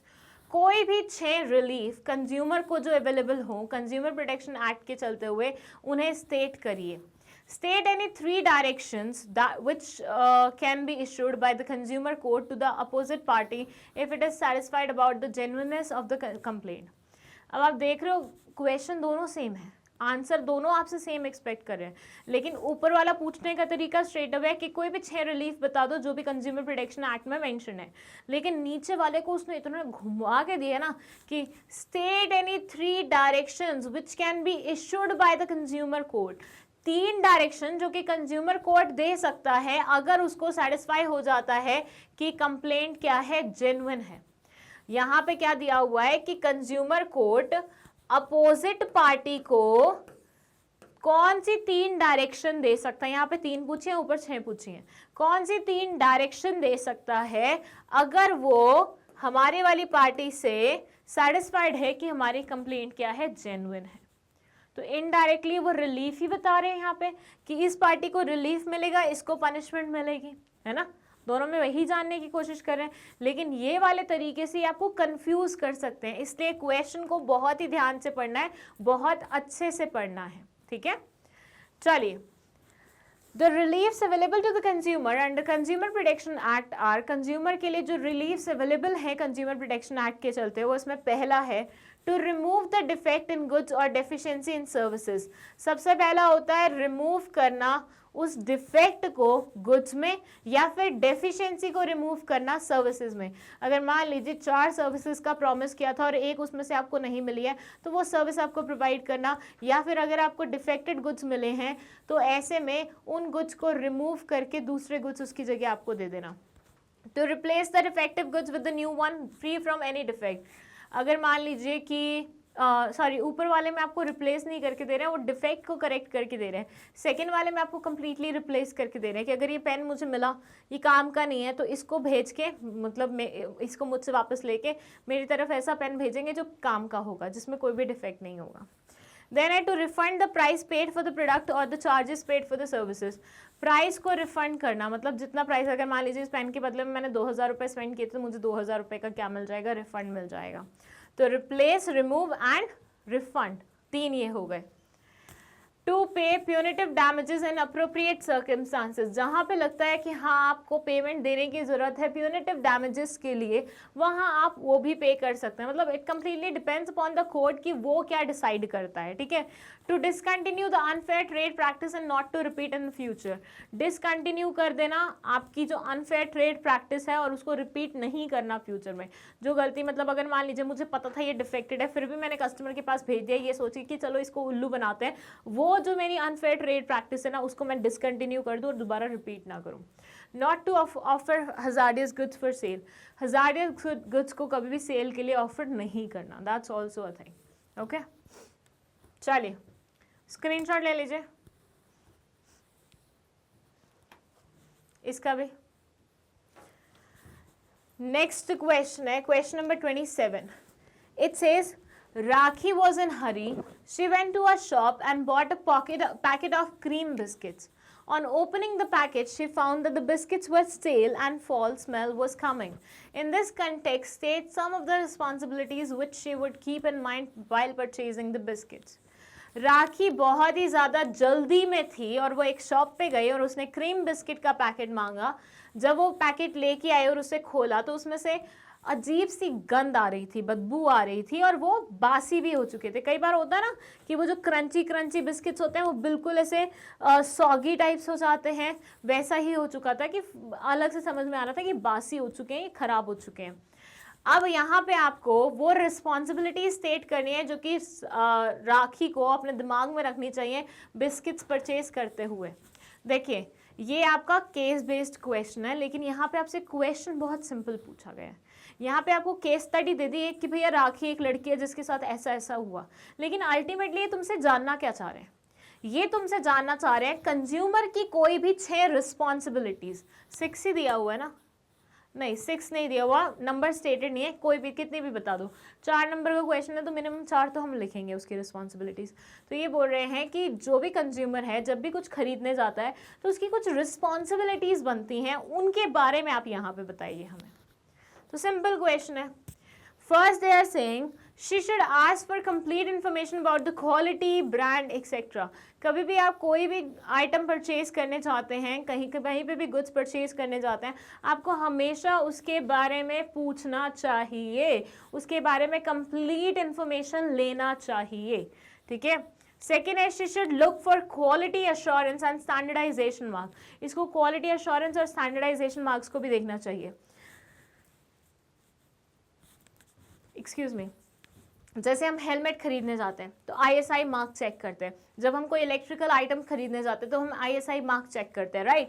तो बस वही है कि जब आप बिस्किट्स भी खरीदना चाह रहे हो तो आपको ऐसे मार्क्स देख लेने चाहिए जो स्टैंडर्डाइजेशन का आपको अश्योरेंस देते हो। You should check the date of manufacturing expiry also। यहाँ पे सेल था, मतलब जो भी बिस्किट इसने खरीदा तो इसको एक्सपायरी डेट पहले ही चेक करना चाहिए था। ये बेवकूफ़ी सब लोग करते हैं, मैंने देखा है। मतलब मैं तो मतलब टू बी ऑनेस्ट अगर मेरी भी बात करूँ तो मैं भी उतनी ज़्यादा विजिलेंट नहीं थी पहले कि भैया हर एक आइटम का एक्सपायरी चेक करूँ। बट जब से मैंने कंज्यूमर प्रोटेक्शन एक्ट पढ़ाना शुरू किया ना, पहले CS स्टूडेंट्स को पढ़ाया, फिर आप लोगों को पढ़ा रही हूँ, तो मुझे ऐसा रियलाइज़ हुआ यार जो चीज़ मैं पढ़ाती हूँ एटलीस्ट वो तो मुझे एग्जीक्यूट करनी चाहिए अपने लेवल पे। तो आज की डेट में मैं जो भी चीज़ खरीदती हूँ मैं उसका एक्सपायरी हमेशा चेक करके खरीदती हूँ, चाहे 2 मिनट मेरे एक्स्ट्रा ही क्यों नहीं लग जाते।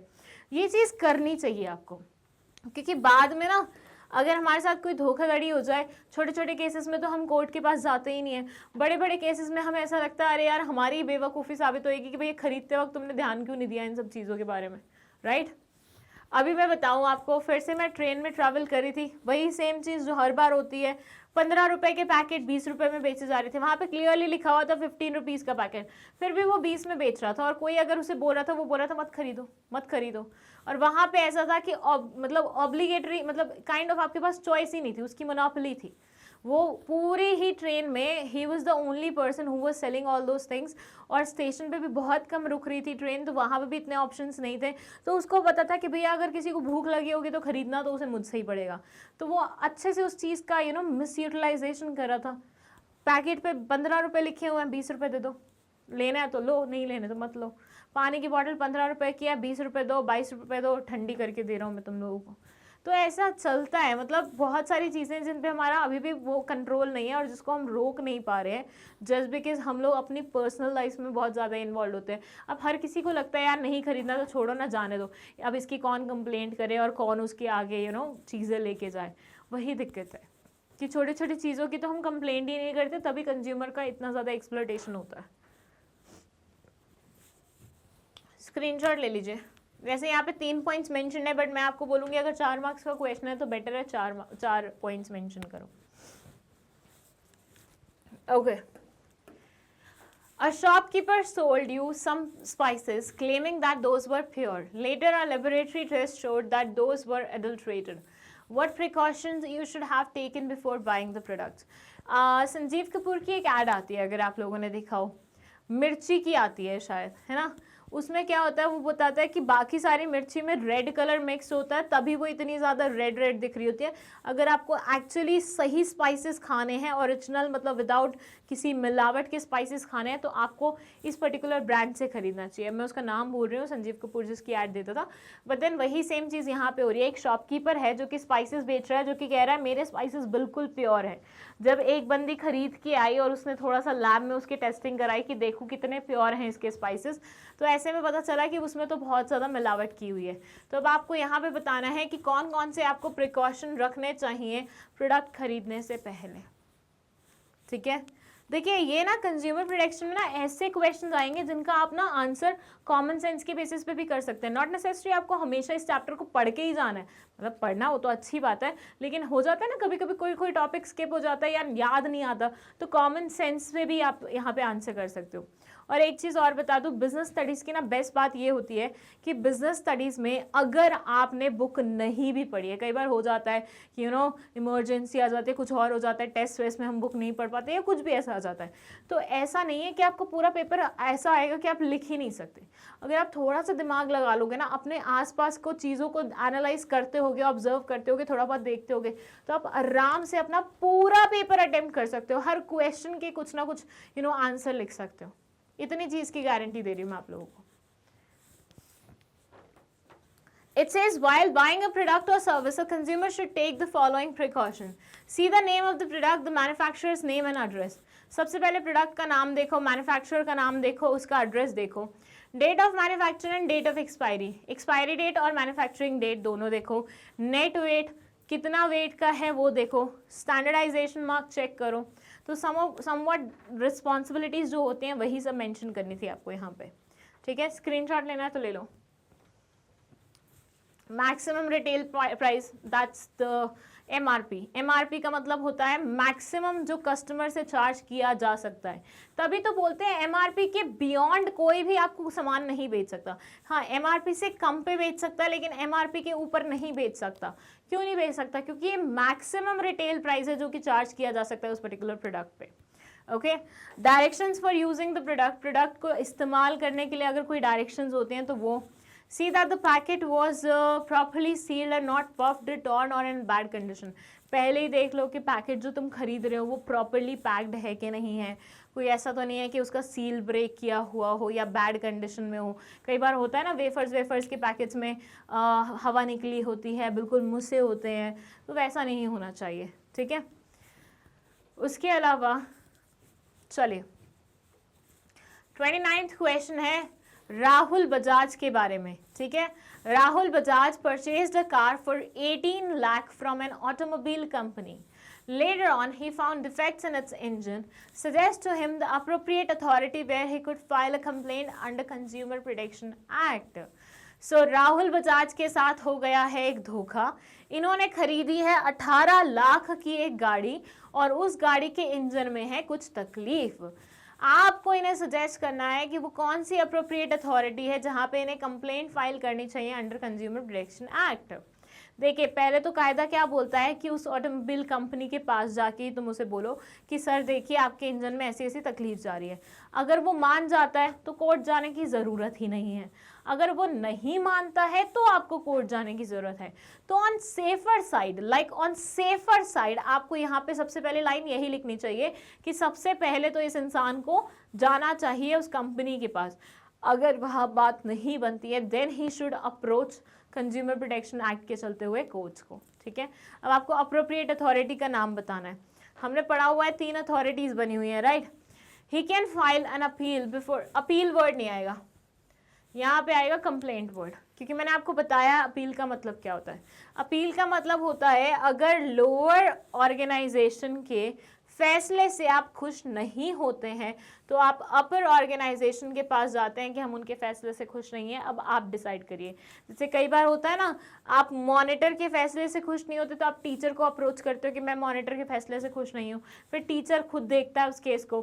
टीचर के फैसले से खुश नहीं होते तो फिर आप प्रिंसिपल को या फिर वाइस प्रिंसिपल जो भी आपके स्कूल में उनको अप्रोच करते हैं, right.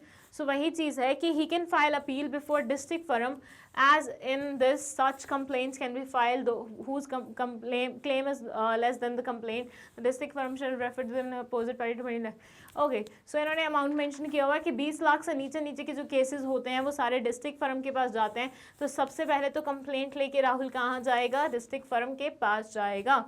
On receiving the complaint or genuineness of the complainant, it passes order to remove this and that। Okay, ये बोलते हैं एक बार डिस्ट्रिक्ट फर्म को विश्वास हो गया कि हाँ ये कंप्लेंट जेन्युइन है, कोई धोखाधड़ी वाला केस नहीं है, देन इन दैट सिनेरियो वो क्या करेंगे, आगे जो भी रिस्पेक्टिव उनको ऑर्डर पास करना होगा, डायरेक्शन देनी होगी, वो दे देंगे। ठीक है, लिखने का तरीका मुझे आज सच पसंद नहीं आया, मैंने आपको बता दिया। पहले आपको लिखना चाहिए था कि पहले तो वो कंपनी के पास जाएगा, उसके बाद वो फाइल करेगा कंप्लेंट। दो यहाँ पे क्लियरली मेंशन है कि वहाँ पे कंप्लेंट कहाँ फाइल होगी, बट स्टिल मैं आपको बोल रही हूँ कि आप अपना इंटेलिजेंस दिखाने के लिए उन्हें पहले बताएंगे कि हम पहले सबसे पहले कंपनी के पास जाएंगे। ठीक है, और सेकेंड डिस्ट्रिक्ट फर्म के पास जाएंगे। डिस्ट्रिक्ट फर्म के पास क्यों जाएंगे? क्योंकि 18 लाख की गाड़ी और 20 लाख से नीचे के केसेज जो होते हैं वो डिस्ट्रिक्ट फर्म के पास जाते हैं। अच्छा, ये अमाउंट ना वेरी करता रहता है, तो लेटेस्ट एनसीईआरटी में जो लिखा होगा ना वो फॉलो कर लेना। ठीक है, चलिए नेक्स्ट क्वेश्चन है क्वेश्चन नंबर 30 और इसके बाद 4 क्वेश्चन और आने वाले हैं। ये क्या बोलता है देख लेते हैं।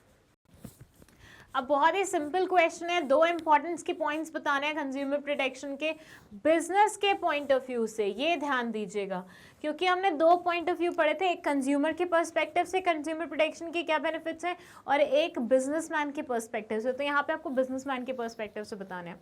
देखिए, सोच के देखिए, अगर आप अपने कस्टमर्स को सेटिस्फाइड रखेंगे, कंज्यूमर को कभी भी एक्सप्लॉइट नहीं करेंगे, कंज्यूमर बार बार घूम के आपके पास आएगा, तो लॉन्ग टर्म में उसकी लॉयल्टी आपके साथ एसोसिएट हो जाएगी, तो हमेशा वो आपसे जुड़ा रहेगा। एक चीज़ हो गई लॉयल्टी वाली पॉइंट। दूसरी चीज़, कस्टमर आपके बारे में बुरा नहीं बोलेगा, बाहर मार्केट में 4 और कस्टमर अट्रैक्ट करके लाएगा आपके पास, तो आपका कस्टमर बेस भी बढ़ता जा रहा है। लॉन्ग टर्म में आप इस चीज़ से प्रॉफिट कमा पाएंगे। सो यही सारे पॉइंट्स आप यहाँ पे लिख सकते हैं। फर्स्ट ये बोल रहा है long term interest of business. अगर आज आपका कस्टमर सेटिस्फाई होके गया है, कल ना सिर्फ वो वापस आएगा बट हो सकता है 2 और दोस्तों को लेके आ जाए, 4 हो सकते हैं अगली बार उसके कहने पे आ जाए, उसके बाद हो सकता है इन सब के कहने पे 2 और आ जाए, या 3 और आ जाए, या 4 और आ जाए, या 8 और आ जाए। तो लॉन्ग टर्म इंटरेस्ट की सोचे तो कस्टमर की सेटिस्फैक्शन बहुत ज़्यादा ज़रूरी होती है। Customer is the foundation of business. किसी भी बिजनेस का फाउंडेशन कस्टमर होता है। Satisfied customer not only bring repeated sales but also give positive feedback about the product. जो हमारा कस्टमर सेटिस्फाइड हो जाता है तो वो ना सिर्फ रिपीट सेल के लिए आता है बल्कि पॉजिटिव फीडबैक भी देता है, जिसकी वजह से आपके कस्टमर बेस इंक्रीज होते हैं। Business uses societies resource. Business firms use करती है सोसाइटी के रिसोर्सेज, तो कहीं ना कहीं its responsibility is also there with the his responsibility is also associated with the society कि भाई हाँ उनको वापस में कुछ देना है। convert these resources into useful this and that welfare of the society. Okay ये वाला पॉइंट ना बहुत ही रद्दी वे में लिखा हुआ है, but then ultimately what they are trying to say is कि देखो अगर मान लो हमें पता है कि हमें इसी सोसाइटी में रहना है, अल्टीमेटली हमें सारे रिसोर्सेज इसी सोसाइटी से लेने हैं, तो अगर हम इस सोसाइटी को खुश रखेंगे तभी तो हमें ईजिली रिसोर्सेज मिल पाएंगे, हमें आराम से बिना मुशक्क़त किए हुए रिसोर्सेज मिल पाएंगे। ऑन द अदर साइड अगर हम सोसाइटी को ही परेशान रखें, उन्हें ही एक्सप्लॉइट करें, तो क्या वो अपने रिसोर्सेज हमारे साथ शेयर करने के लिए तैयार होंगी? या क्या सोसाइटी हमें आराम से जीने देगी? आपने देखा अक्सर जो बिजनेस फर्म्स होते हैं सोसाइटी से कुछ गलत करते हैं तो उनके अगेंस्ट प्रोटेस्ट स्टार्ट हो जाती है। Everybody talks shit about that company, right? Online हो ऑफलाइन हो किसी भी मोड में हो, कई बार तो उनके दरवाज़ों पे जाके बैठ जाते हैं। तो ultimately if you don't want all these things to happen, तो आपको क्या करना पड़ेगा? कंज्यूमर को खुश रखना पड़ेगा, उनकी प्रोटेक्शन के बारे में सोचना पड़ेगा, ठीक है? तो उस वे से उसे एक्सप्लेन करिएगा, ये ज़्यादा बहुत अच्छे वे से एक्सप्लेन नहीं किया हुआ, ओके? या और भी कोई पॉइंट हो तो वो आप लिख सकते हैं। इंपॉर्टेंस में हमने बहुत सारे पॉइंट्स पढ़े थे। ओके 31st क्वेश्चन है, Reena purchase a litre of refined oil which she doubted to be adulterated. She sent it to the laboratory test which confirmed her doubt to be true. State any 6 remedies that she can avail if the court is satisfied about the genuineness of her complaint. ऐसा question पहले भी आ चुका है, 4 number में आया था तब। Explain the various remedies available to the consumer for redressing their grievances under the Consumer Protection Act. ये हो गया स्ट्रेट तरीका पूछने का कि भैया रेमेडीज बता दो जो कि इस एक्ट में मेंशन है। ये हो गया थोड़ा केस बेस्ड तरीका कि इन्होंने पहले बताया कि एक लड़की है रीना, उसने रिफाइंड ऑयल ख़रीदा है 1 लीटर, जिसमें उसको हुआ शक कि ये मिलावट से भरा हुआ है, तो उसने लैब में उसे टेस्ट करवाने के लिए भेजा और पता लगा कि वाकई में उसमें मिलावट की हुई थी। तो अगर कोर्ट को ये सेटिस्फाई कर देती है अपनी कंप्लेंट की जेन्युइननेस, तो इसको कौन कौन सी 6 रेमेडीज़ मिल सकती हैं। अल्टीमेटली दोनों क्वेश्चंस में पूछा वही गया है कि रेमेडीज कौन कौन सी अवेलेबल है रीना के पास, बट आपको यहाँ पे ये देखना है कि जब क्वेश्चन इस पैटर्न से पूछा जाएगा तो एग्जैक्ट वो पूछना क्या चाहते हैं उस चीज़ पे आपको फोकस करना पड़ेगा। कई बार क्या होता है बच्चे केस स्टडी देखते हैं और उनको लगता है अरे ये तो कुछ डिफ़िकल्ट होगा या कुछ अलग से लिखना होगा, ऐसा नहीं है। अगर इस वे से पूछा जाता है तो जब आप रेमेडीज़ बता रहे हो तो आप एक आधी जगह रीना का नाम लिख सकते हो सो दैट जो एग्जामिनर है वो क्वेश्चन से कनेक्टेड रहे। नहीं भी लिखोगे तो भी चल जाएगा, डायरेक्ट अगर 6 रेमेडीज़ मेंशन कर दोगे तब भी चल जाएगा। ज़्यादा कनेक्शन बनाने के लिए आप रीना का नाम मेंशन कर सकते हो, बट ऐसे वाले क्वेश्चन में तो कोई दिक्कत ही नहीं है क्योंकि स्ट्रेट अवे पूछा गया है। ये सेम क्वेश्चन हम डील कर चुके हैं ऑलरेडी। चलिए, remedies available, refer to text on page this. Okay, skip that part, वो ऐसे ही लिखा हुआ है, ठीक है। रेमेडीज जो हैं उसमें फर्स्ट है remove the effect and goods deficiency. मैं आपको बता चुकी हूँ कि गुड्स में जो डिफेक्ट होता है या फिर सर्विसेज में जो डेफिशिएंसी होती है उसको आप रिमूव करवा सकते हैं, रिप्लेस करा सकते हैं, इसकी जगह कोई और प्रोडक्ट ले सकते हैं जिसमें डिफेक्ट ना हो। रिफंड मतलब पैसे वापस मिल सकते हैं। प्यूनिटिव डैमेजेस के लिए वो मिल सकती है, कॉम्पनसेशन मिल सकती है अगर आपको कोई लॉस सफ़र हुआ है उसकी वजह से, तो डिसकंटिन्यू कर दें unfair trade practices, hazards goods को ऑफर ना करें, हज़ार्डस गुड्स से विड्रॉ कर लें, मतलब वो बेचना ही बंद कर दें, मैन्युफैक्चर करना ही बंद कर दें हज़ार्डस गुड्स, या फिर कोई भी ऐसा अमाउंट पे करें not less than 5% of the value of the defective goods और deficient services provided to be credited to the consumer welfare fund और any other organisation person to be utilise in the prescribed manner. देखिए एक तरीका ये भी हो सकता है कि आपसे अमाउंट पे करवाया जाए, कितना, मिनिमम 5%, ठीक है, मतलब 5% से कम नहीं होना चाहिए। किसकी 5% कम? अगर मान लीजिए गुड्स एंड सर्विसेज की कीमत 1000 रुपये थी तो 1000 रुपये के 5% से कम अमाउंट नहीं, उससे ज़्यादा ही ट्रांसफ़र कराया जा सकता है, या तो कंज्यूमर वेलफेयर फंड में या फिर किसी और ऑर्गेनाइजेशन को जो कि कंज्यूमर प्रोटेक्शन के लिए ही अल्टीमेटली उसे क्या करेगी, स्पेंड करेगी। अच्छा, अभी मैंने ना रिसेंटली विजिट करा इंटरनेशनल डॉल्स म्यूज़ियम चंडीगढ़ में, तो उसका क्या वो है कि उनकी जो एंट्री टिकट है ना, 5 रुपये 10 रुपये जितने भी लेते हैं, I guess they took like 20 rupees, या 20 रुपीज़ लिए उन्होंने पर पर्सन टिकट, ठीक है। तो अब ये वो जो पैसा है ना जो इसमें आप पे करके जा रहे हो बीइंग अ कंज्यूमर, उस पैसे को मतलब जो बच्चे हैं ना उनके वेलफेयर के लिए स्पेंड कर रहे हैं। Same goes for like Jaipur का एक डॉल्स म्यूज़ियम है, वहाँ पे डॉल्स म्यूजियम इधर है, there is this deaf and dumb students के लिए क्लासेस इधर हैं, तो जितना भी पैसा ये डॉल्स म्यूजियम कमाता है वो पूरा का पूरा इन डेफ एंड डम स्टूडेंट्स की एजुकेशन के लिए स्पेंड होता है। तो सेम चीज़ है कि ये एक फ़ंड बना हुआ है जो कि जितना पैसा भी कलेक्ट करेगी कॉम्पनसेशन के तौर पे, डोनेशन के तौर पे, वो इस्तेमाल करेगी कंज्यूमर की प्रोटेक्शन के लिए, कैसे कंज्यूमर्स को अवेयर बनाया जा सकता है, कैसे उन्हें एडुकेट किया जा सकता है, उन सब चीज़ों पर स्पेंड करेगी। Okay, to issue corrective advertisement, सही एडवर्टीजमेंट इशू करो ताकि पुराने वाली मिसलीडिंग एडवर्टीजमेंट के इन्फ्लुएंस को न्यूट्रलाइज किया जा सके। To pay adequate cost to the appropriate party, appropriate party को अप्रोप्रिएट कॉस्ट पे कर दो, एडिक्वेट कॉस्ट पे कर दो। चलिए 32nd क्वेश्चन है, Anita purchase a book from Satish book stores, while reading the book she found that the 10 pages are missing. She approached the seller of the book and complained about the missing pages. The seller promised that if the publisher was ready to change the book, he would change the same. After a week, the seller informed Anita that the publisher had refused to change the book. Where can Anita file a complaint against the seller of book? Give reason in support of your answer. Also explain who is a consumer as per Consumer Protection Act 1986. क्या बोल रहे हैं, अनिता ने एक book purchase की है Satish book store से, और जब वो बुक पढ़ रही थी तो उसने ये देखा कि उसके 10 पेजेस गायब है। बचपन में ऐसा हुआ करता था ना, जब अपन नई नई बुक्स लाते थे, नया नया एडमिशन हुआ होता था अपना हायर क्लास में, तो हम उसको खोल के देखते थे पहले ही दिन, और उसमें कोई ऐसी पेज होती थी जो कि एक दूसरे से जुड़ी होती थी, तो उसको स्केल के साथ अलग किया करते थे, या फिर नंबर चेक करते थे, कोई पेज मिसिंग तो नहीं है, कोई पेज फोल्डेड होता था तो उसकी जगह नई बुक लेके आते थे। तो वैसा ही कुछ अनिता के साथ हुआ कि इसने ये नोटिस किया पढ़ते पढ़ते कि 10 पेजेस इसके गायब थे। उसने सेलर को अप्रोच किया और बताया कि भैया देखो ऐसे ऐसे 10 पेजेस इसके गायब है।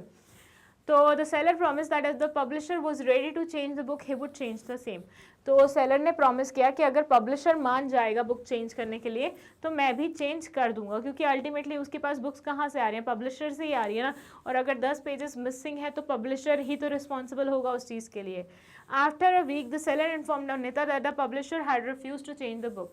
अब सेलर तो तैयार था, लेकिन ऑब्वियसली उसको भी पीछे से वो करना था, तो उसने पब्लिशर का नाम लिया। अब पब्लिशर यहाँ पे मतलब मना कर गया कि मैं नहीं करूँगा चेंज, 10 पेज मिसिंग है, दैट्स नॉट माई प्रॉब्लम। यहाँ आपको बताना है कि अनिता अपनी कंप्लेंट लेके कहाँ जा सकती है, सेलर के अगेंस्ट या फिर बुक के against. Give reason in support of your answer, also explain who is a consumer as per consumer protection act. अब ध्यान देना, क्वेश्चन खत्म होते होते इन्होंने एक और क्वेश्चन आपसे पूछ लिया। देखिए अगर आप बिल्कुल यहाँ पे रुक जाएंगे ना कि भाई हाँ ये मैं समझ गया ये क्या पूछना चाह रहे हैं, तो आप वो क्वेश्चन ही मिस कर देंगे।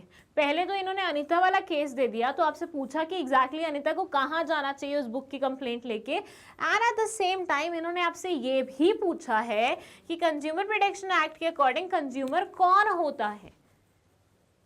That's another question. तो ये 6 नंबर में आपके इस क्वेश्चन के भी मार्क्स इंक्लूडेड होंगे। अगर आपने ये स्किप कर दिया तो पूरे मार्क्स चले जाएंगे आपके। ओके चलिए, So Anita can file a complaint against the bookseller and the district forum. District forums are set up in each district by the concerned state government. कहाँ जाएगा ये कंप्लेंट लेने के लिए? कंप्लेंट लेके अनीता कंप्लेंट लेके जाएगी डिस्ट्रिक्ट फोरम के पास.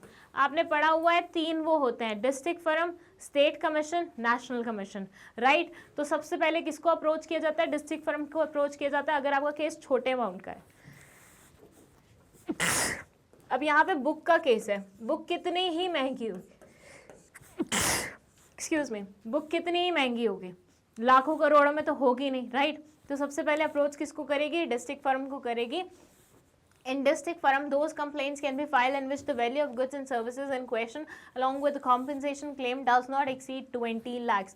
यहाँ पे एक चीज़ और मैं आपको रिवाइज कराना चाहती हूँ, रिमाइंड कराना चाहती हूँ कि जो हम ये 20 लाख की लिमिट देखते हैं ना कि 20 लाख तक के केसेस जा सकते हैं डिस्ट्रिक्ट फर्म के पास, तो इस 20 लाख में ना सिर्फ प्रोडक्ट की कीमत देखी जा रही है बल्कि जो कॉम्पेंसेशन हम एक्सपेक्ट कर रहे हैं वो भी देखा जा रहा है. मतलब अगर मान लीजिए आपका प्रोडक्ट 10 लाख का है और आप कॉम्पेंसेशन एक्सपेक्ट कर रहे हैं 5 लाख रुपए, तो यहाँ पे इन दोनों को ऐड किया जाएगा. 15 लाख की पूरी केस बन रही है तो ये 20 से नीचे बैठते तो ठीक है. लेकिन वहीं पे अगर आप ये 10 लाख और इसे 15 लाख सोच रहे हैं और टोटल ये रकम बैठ रही है 25 लाख, तो ये डिस्ट्रिक्ट फर्म के पास ना जाके स्टेट कमीशन के पास जाएगी. बात समझ रहे हैं आप मेरी? मैं क्या बोल रही हूँ यहाँ पे कि 2 अमाउंट्स मेंशन है. लिमिट मेंशन है कि डिस्ट्रिक्ट फर्म के पास आप तभी जा सकते हो जब आपका केस 20 लाख के विद इन बैठता हो, है ना. मतलब अगर आपका केस 20 लाख से कम का है तो ही आप डिस्ट्रिक्ट फर्म के पास जा सकते हो. लेकिन अगर आपका केस 20 लाख का है तो वो आप कैसे पता लगाओगे? 20 लाख एग्जैक्टली कौन सी रकम लेनी है आपको? तो वो लेनी है गुड्स और सर्विसेज की कीमत प्लस जो कॉम्पेंसेशन आप एक्सपेक्ट कर रहे हो, दोनों को मिला के. अगर 20 लाख से नीचे बैठता है तो ही डिस्ट्रिक्ट फर्म के पास जाओगे. सिर्फ प्रोडक्ट की कीमत नहीं देखने की, अगर मैंने 18 लाख में वो प्रोडक्ट खरीदा था तो मैं डिस्ट्रिक्ट फर्म के पास चला जाऊंगा. नहीं, कॉम्पेंसेशन अगर तुम एक्सपेक्ट कर रहे हो और उसका अमाउंट ज़्यादा होने वाला है तो, और ये ऐसे हवा में नहीं होता कि कॉम्पेंसेशन मैं तो एक्सपेक्ट कर रहा हूँ 200 करोड़ मिल जाएंगे. नहीं, आपको कोई एविडेंस देना पड़ेगा कि इतना कॉम्पेंसेशन मेरा बनता है. जो भी आपने डैमेजेस वो किए होंगे उनका क्लेम आपको देना पड़ेगा and then you will get that thing. Okay.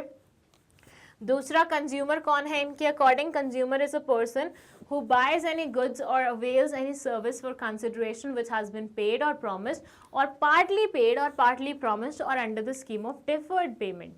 यहाँ पे कंज्यूमर की डेफिनेशन बहुत ही अच्छे तरीके से लिखी हुई है लेकिन पॉइंट वाइज मेंशन नहीं की हुई है. मैंने आपको जब एक्सप्लेनेशन दिया था इस चैप्टर का, मैंने पॉइंट वाइज लिखा था ताकि आपको और अच्छे से मतलब क्लैरिटी से वो समझ में आ जाए.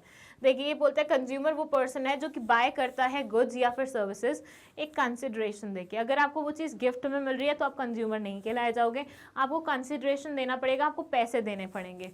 विच हैज़ बिन पेड और प्रॉमिस्ड, जिसकी पेमेंट हो चुकी है या फिर प्रॉमिस हुई है या फिर पार्टली हो चुकी है पार्टली प्रॉमिस हुई है. कहने का मतलब क्या हुआ? अगर 10 रुपये में अगर आप कोई प्रोडक्ट खरीद रहे हैं, 10 रुपये उसका कंसिडरेशन है, तो या तो आपने ये पूरे 10 रुपये उसको पे कर दिए या आपने बोला पूरे 10 रुपये 2 हफ्ते बाद पे करूंगा, 2 हफ्ते बाद पे करूंगा, या फिर आपने उसे बोला कि 5 रुपये अभी ले ले और 5 रुपये 2 हफ्ते बाद पे करूंगा. तो कहने का मतलब क्या हुआ? या तो पूरी पे कर दिए या पूरा प्रॉमिस किया पे करने का, या पार्टली पे कर दिया और पार्टली प्रॉमिस किया है. ठीक है. The term includes any other user of such goods which when such use is made with the approval of the buyer.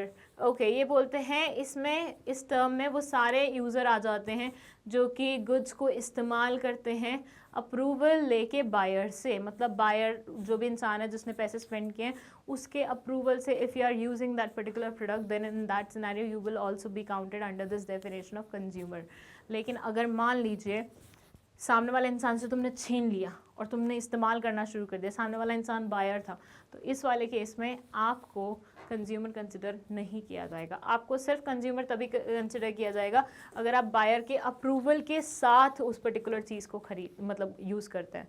The term consumer however does not include a person who obtain such goods for resale और any commercial. Okay, consumer की definition में वो इंसान नहीं आता जो उस particular product को खरीदता है आगे बेचने के लिए। फर्स्ट मैंने खरीदा, मैं ट्रेडर हूँ, मैंने उसे आगे बेच दिया, मैं कंज्यूमर नहीं कहलाई जाऊँगी। मैंने सेल्फ कंजम्पशन के लिए खरीदा या अपनी फैमिली मेम्बर के कंजम्पशन के लिए खरीदा, देन इन दैट सिनेरियो मैं कंज्यूमर कहलाई जाऊँगी। ओके, चलिए स्क्रीनशॉट ले लीजिए। और यहाँ आ गए हम इस पर्टिकुलर वीडियो के लास्ट सेकेंड क्वेश्चन पे, क्वेश्चन नंबर 33। ये है केस बेस्ड क्वेश्चन। इसके बाद जो नेक्स्ट क्वेश्चन होगा वो भी रहने वाला है केस बेस्ड क्वेश्चन। देख लेते हैं क्या है इसमें।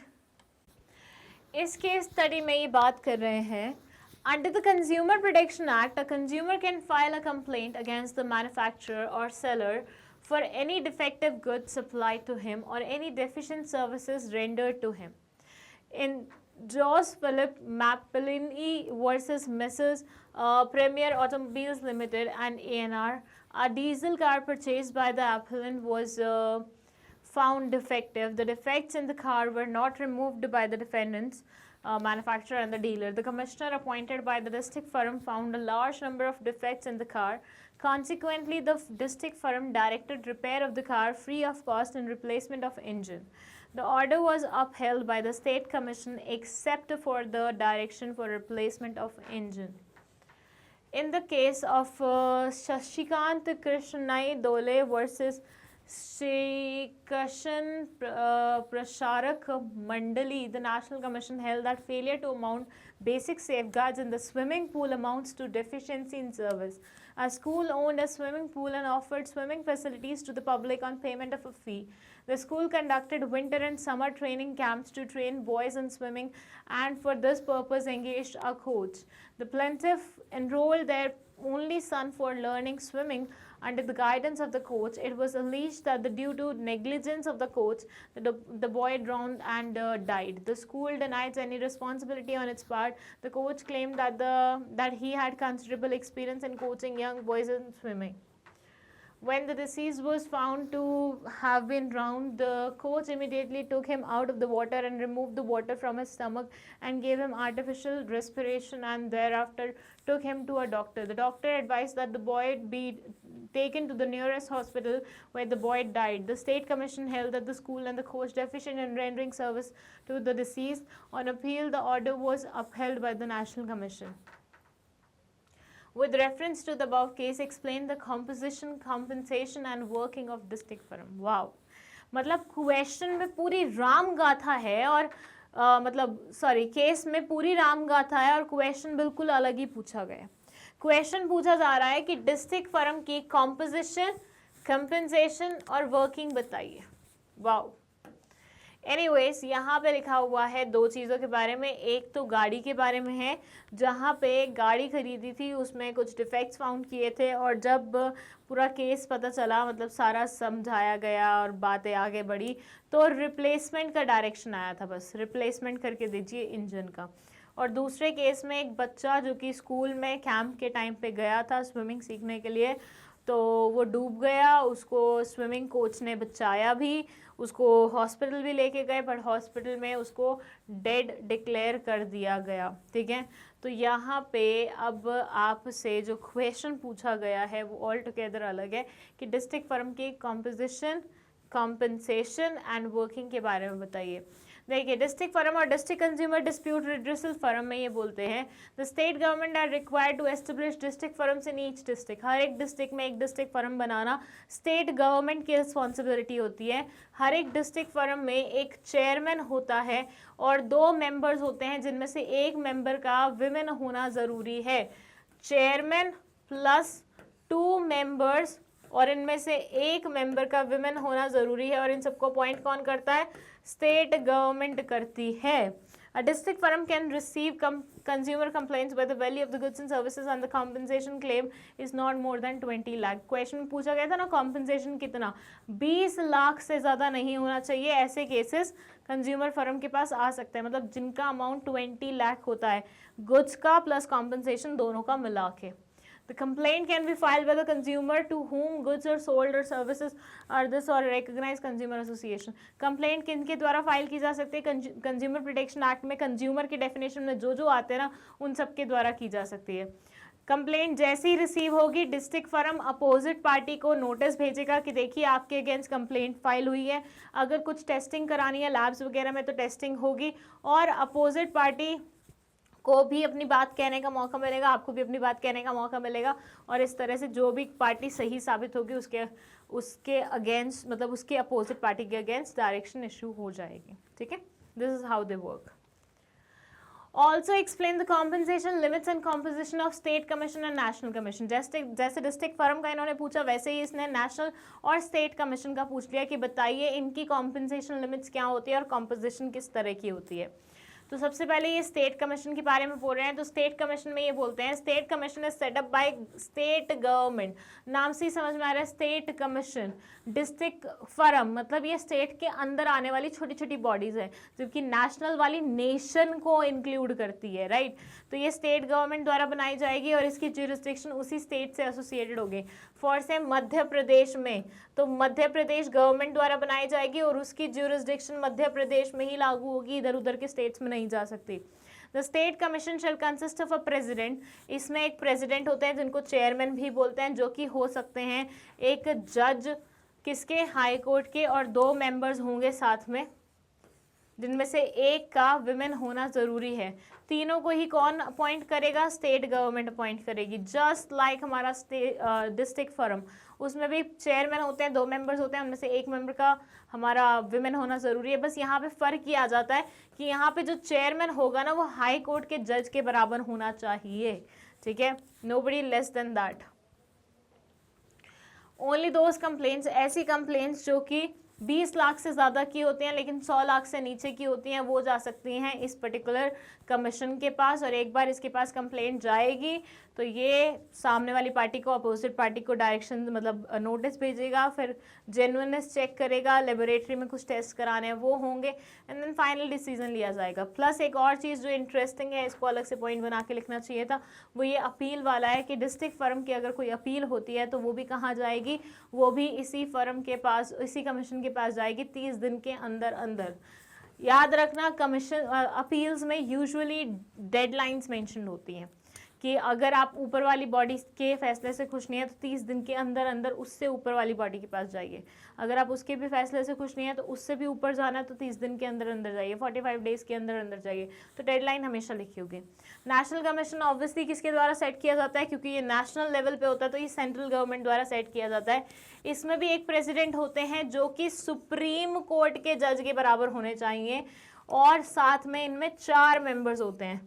बाकी उनमें कितने थे? 2 मेंबर्स थे, यहाँ पे 4 मेंबर्स होंगे, जिनमें से एक का विमेन होना कंपल्सरी है। ओके, देन जितनी भी कंप्लेंट्स होंगी जो कि 100 लाख से ऊपर की होंगी वो इनके पास जाएंगी, प्लस स्टेट कमीशन की जो अपील्स होंगी वो इनके पास जाएंगी। एक बार अगर इन्होंने ऑर्डर पास कर दिया तो उसके अगेंस्ट अगर आपको अपील लगानी है तो आपको कहाँ जाना पड़ेगा? आपको सुप्रीम कोर्ट जाना पड़ेगा। तो इट्स लाइक डिस्ट्रिक्ट फर्म, ठीक है, डिस्ट्रिक्ट फर्म, इससे नाखुश हुए जाओगे स्टेट कमीशन के पास, इससे नाखुश हुए जाओगे नेशनल कमीशन के पास, इससे नाखुश हुए जाओगे सुप्रीम कोर्ट के पास। ठीक है, इसमें एक प्रेसिडेंट या चेयरमैन बोल सकते हैं और 2 मेंबर्स होते हैं जिनमें से एक विमेन होना कंपल्सरी है। इसमें भी प्रेसिडेंट प्लस 2 मेंबर्स जिनमें से एक का विमेन होना कंपल्सरी है, प्लस जो प्रेसिडेंट होंगे वो हाई कोर्ट के जज के बराबर होने चाहिए। नेशनल कमीशन में प्रेसिडेंट प्लस 4 मेंबर्स जिनमें से एक का विमेन होना कंपल्सरी है, और यहाँ पे प्रेसिडेंट कौन होने चाहिए? सुप्रीम कोर्ट के जज होने चाहिए, और लास्ट में सुप्रीम कोर्ट के पास अपील लेके जाई जा सकती है। ठीक है, ये पूरा जिस्ट था जितना भी हमने पढ़ा है उसका। चलिए अब हम आ जाते हैं हमारे लास्ट केस स्टडी पे, क्वेश्चन नंबर 34। ये बोलते हैं in a case filed by Consumer Education and Research Society, SIRS, Ahmedabad, and a senior couple, the Consumer Dispute Redressal Forum, Ahmedabad City, has held the railways responsible for negligence and directed it to pay 2,000 to the couple for its mental agony and 3,000 towards the cost. Mr. Manmohan Singh and his wife Kamlesh had bought a railway journey cum reservation ticket at Ahmedabad for travel from New Delhi to Kanpur Central by the Shatabdi Express on 2nd December 2001. The details on the ticket, including the coach number, the date of journey, were illegible. Hence, they were forced to buy another ticket for journey from New Delhi to Kanpur. They applied for a refund for the earlier ticket, but as the firm noted, they had to suffer much for the purpose. In spite of the couples giving the Ahmedabad residential address for sending the refund, the railway sent it to their Delhi address. They approached SIRS for help. SIRS filed a complaint against the railway before the Consumer Dispute Redressal Forum, Ahmedabad City, under Section 21G and 210 of Consumer Protection Act 1986. SIRS claimed that the two senior citizens had to face mental harassment due to the deficiency in service by the railways. The railways contended, among other things, that the firm had no territorial jurisdiction after cancellation of the tickets. The couple were no more consumers in the eye of the law. The complaint was time-barred, and the Railway Claim Tribunal was the proper forum to entertain the complaint about refund.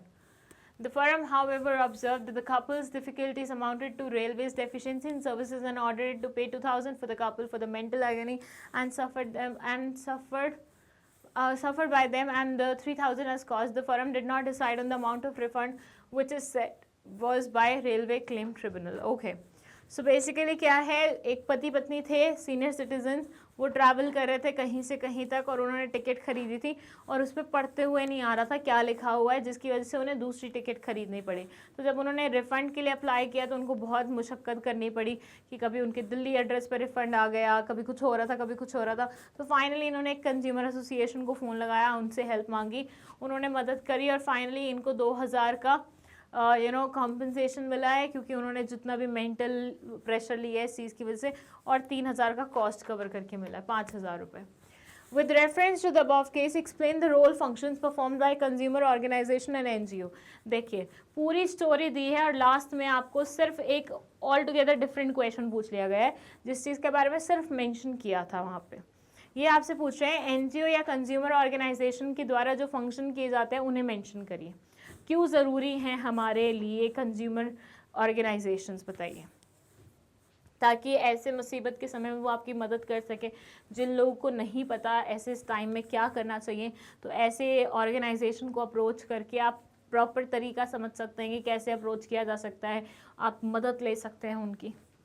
The important functions performed by consumer organization and NGOs are creating awareness about consumer rights. जितने भी consumers हैं उनको consumer rights के बारे में बताना, aware करना, ठीक है, उनके लिए training programs चलाना, seminars चलाना, workshops चलाना. Imparting knowledge about consumer problems, legal reporting and relief available by publishing periodical and publications.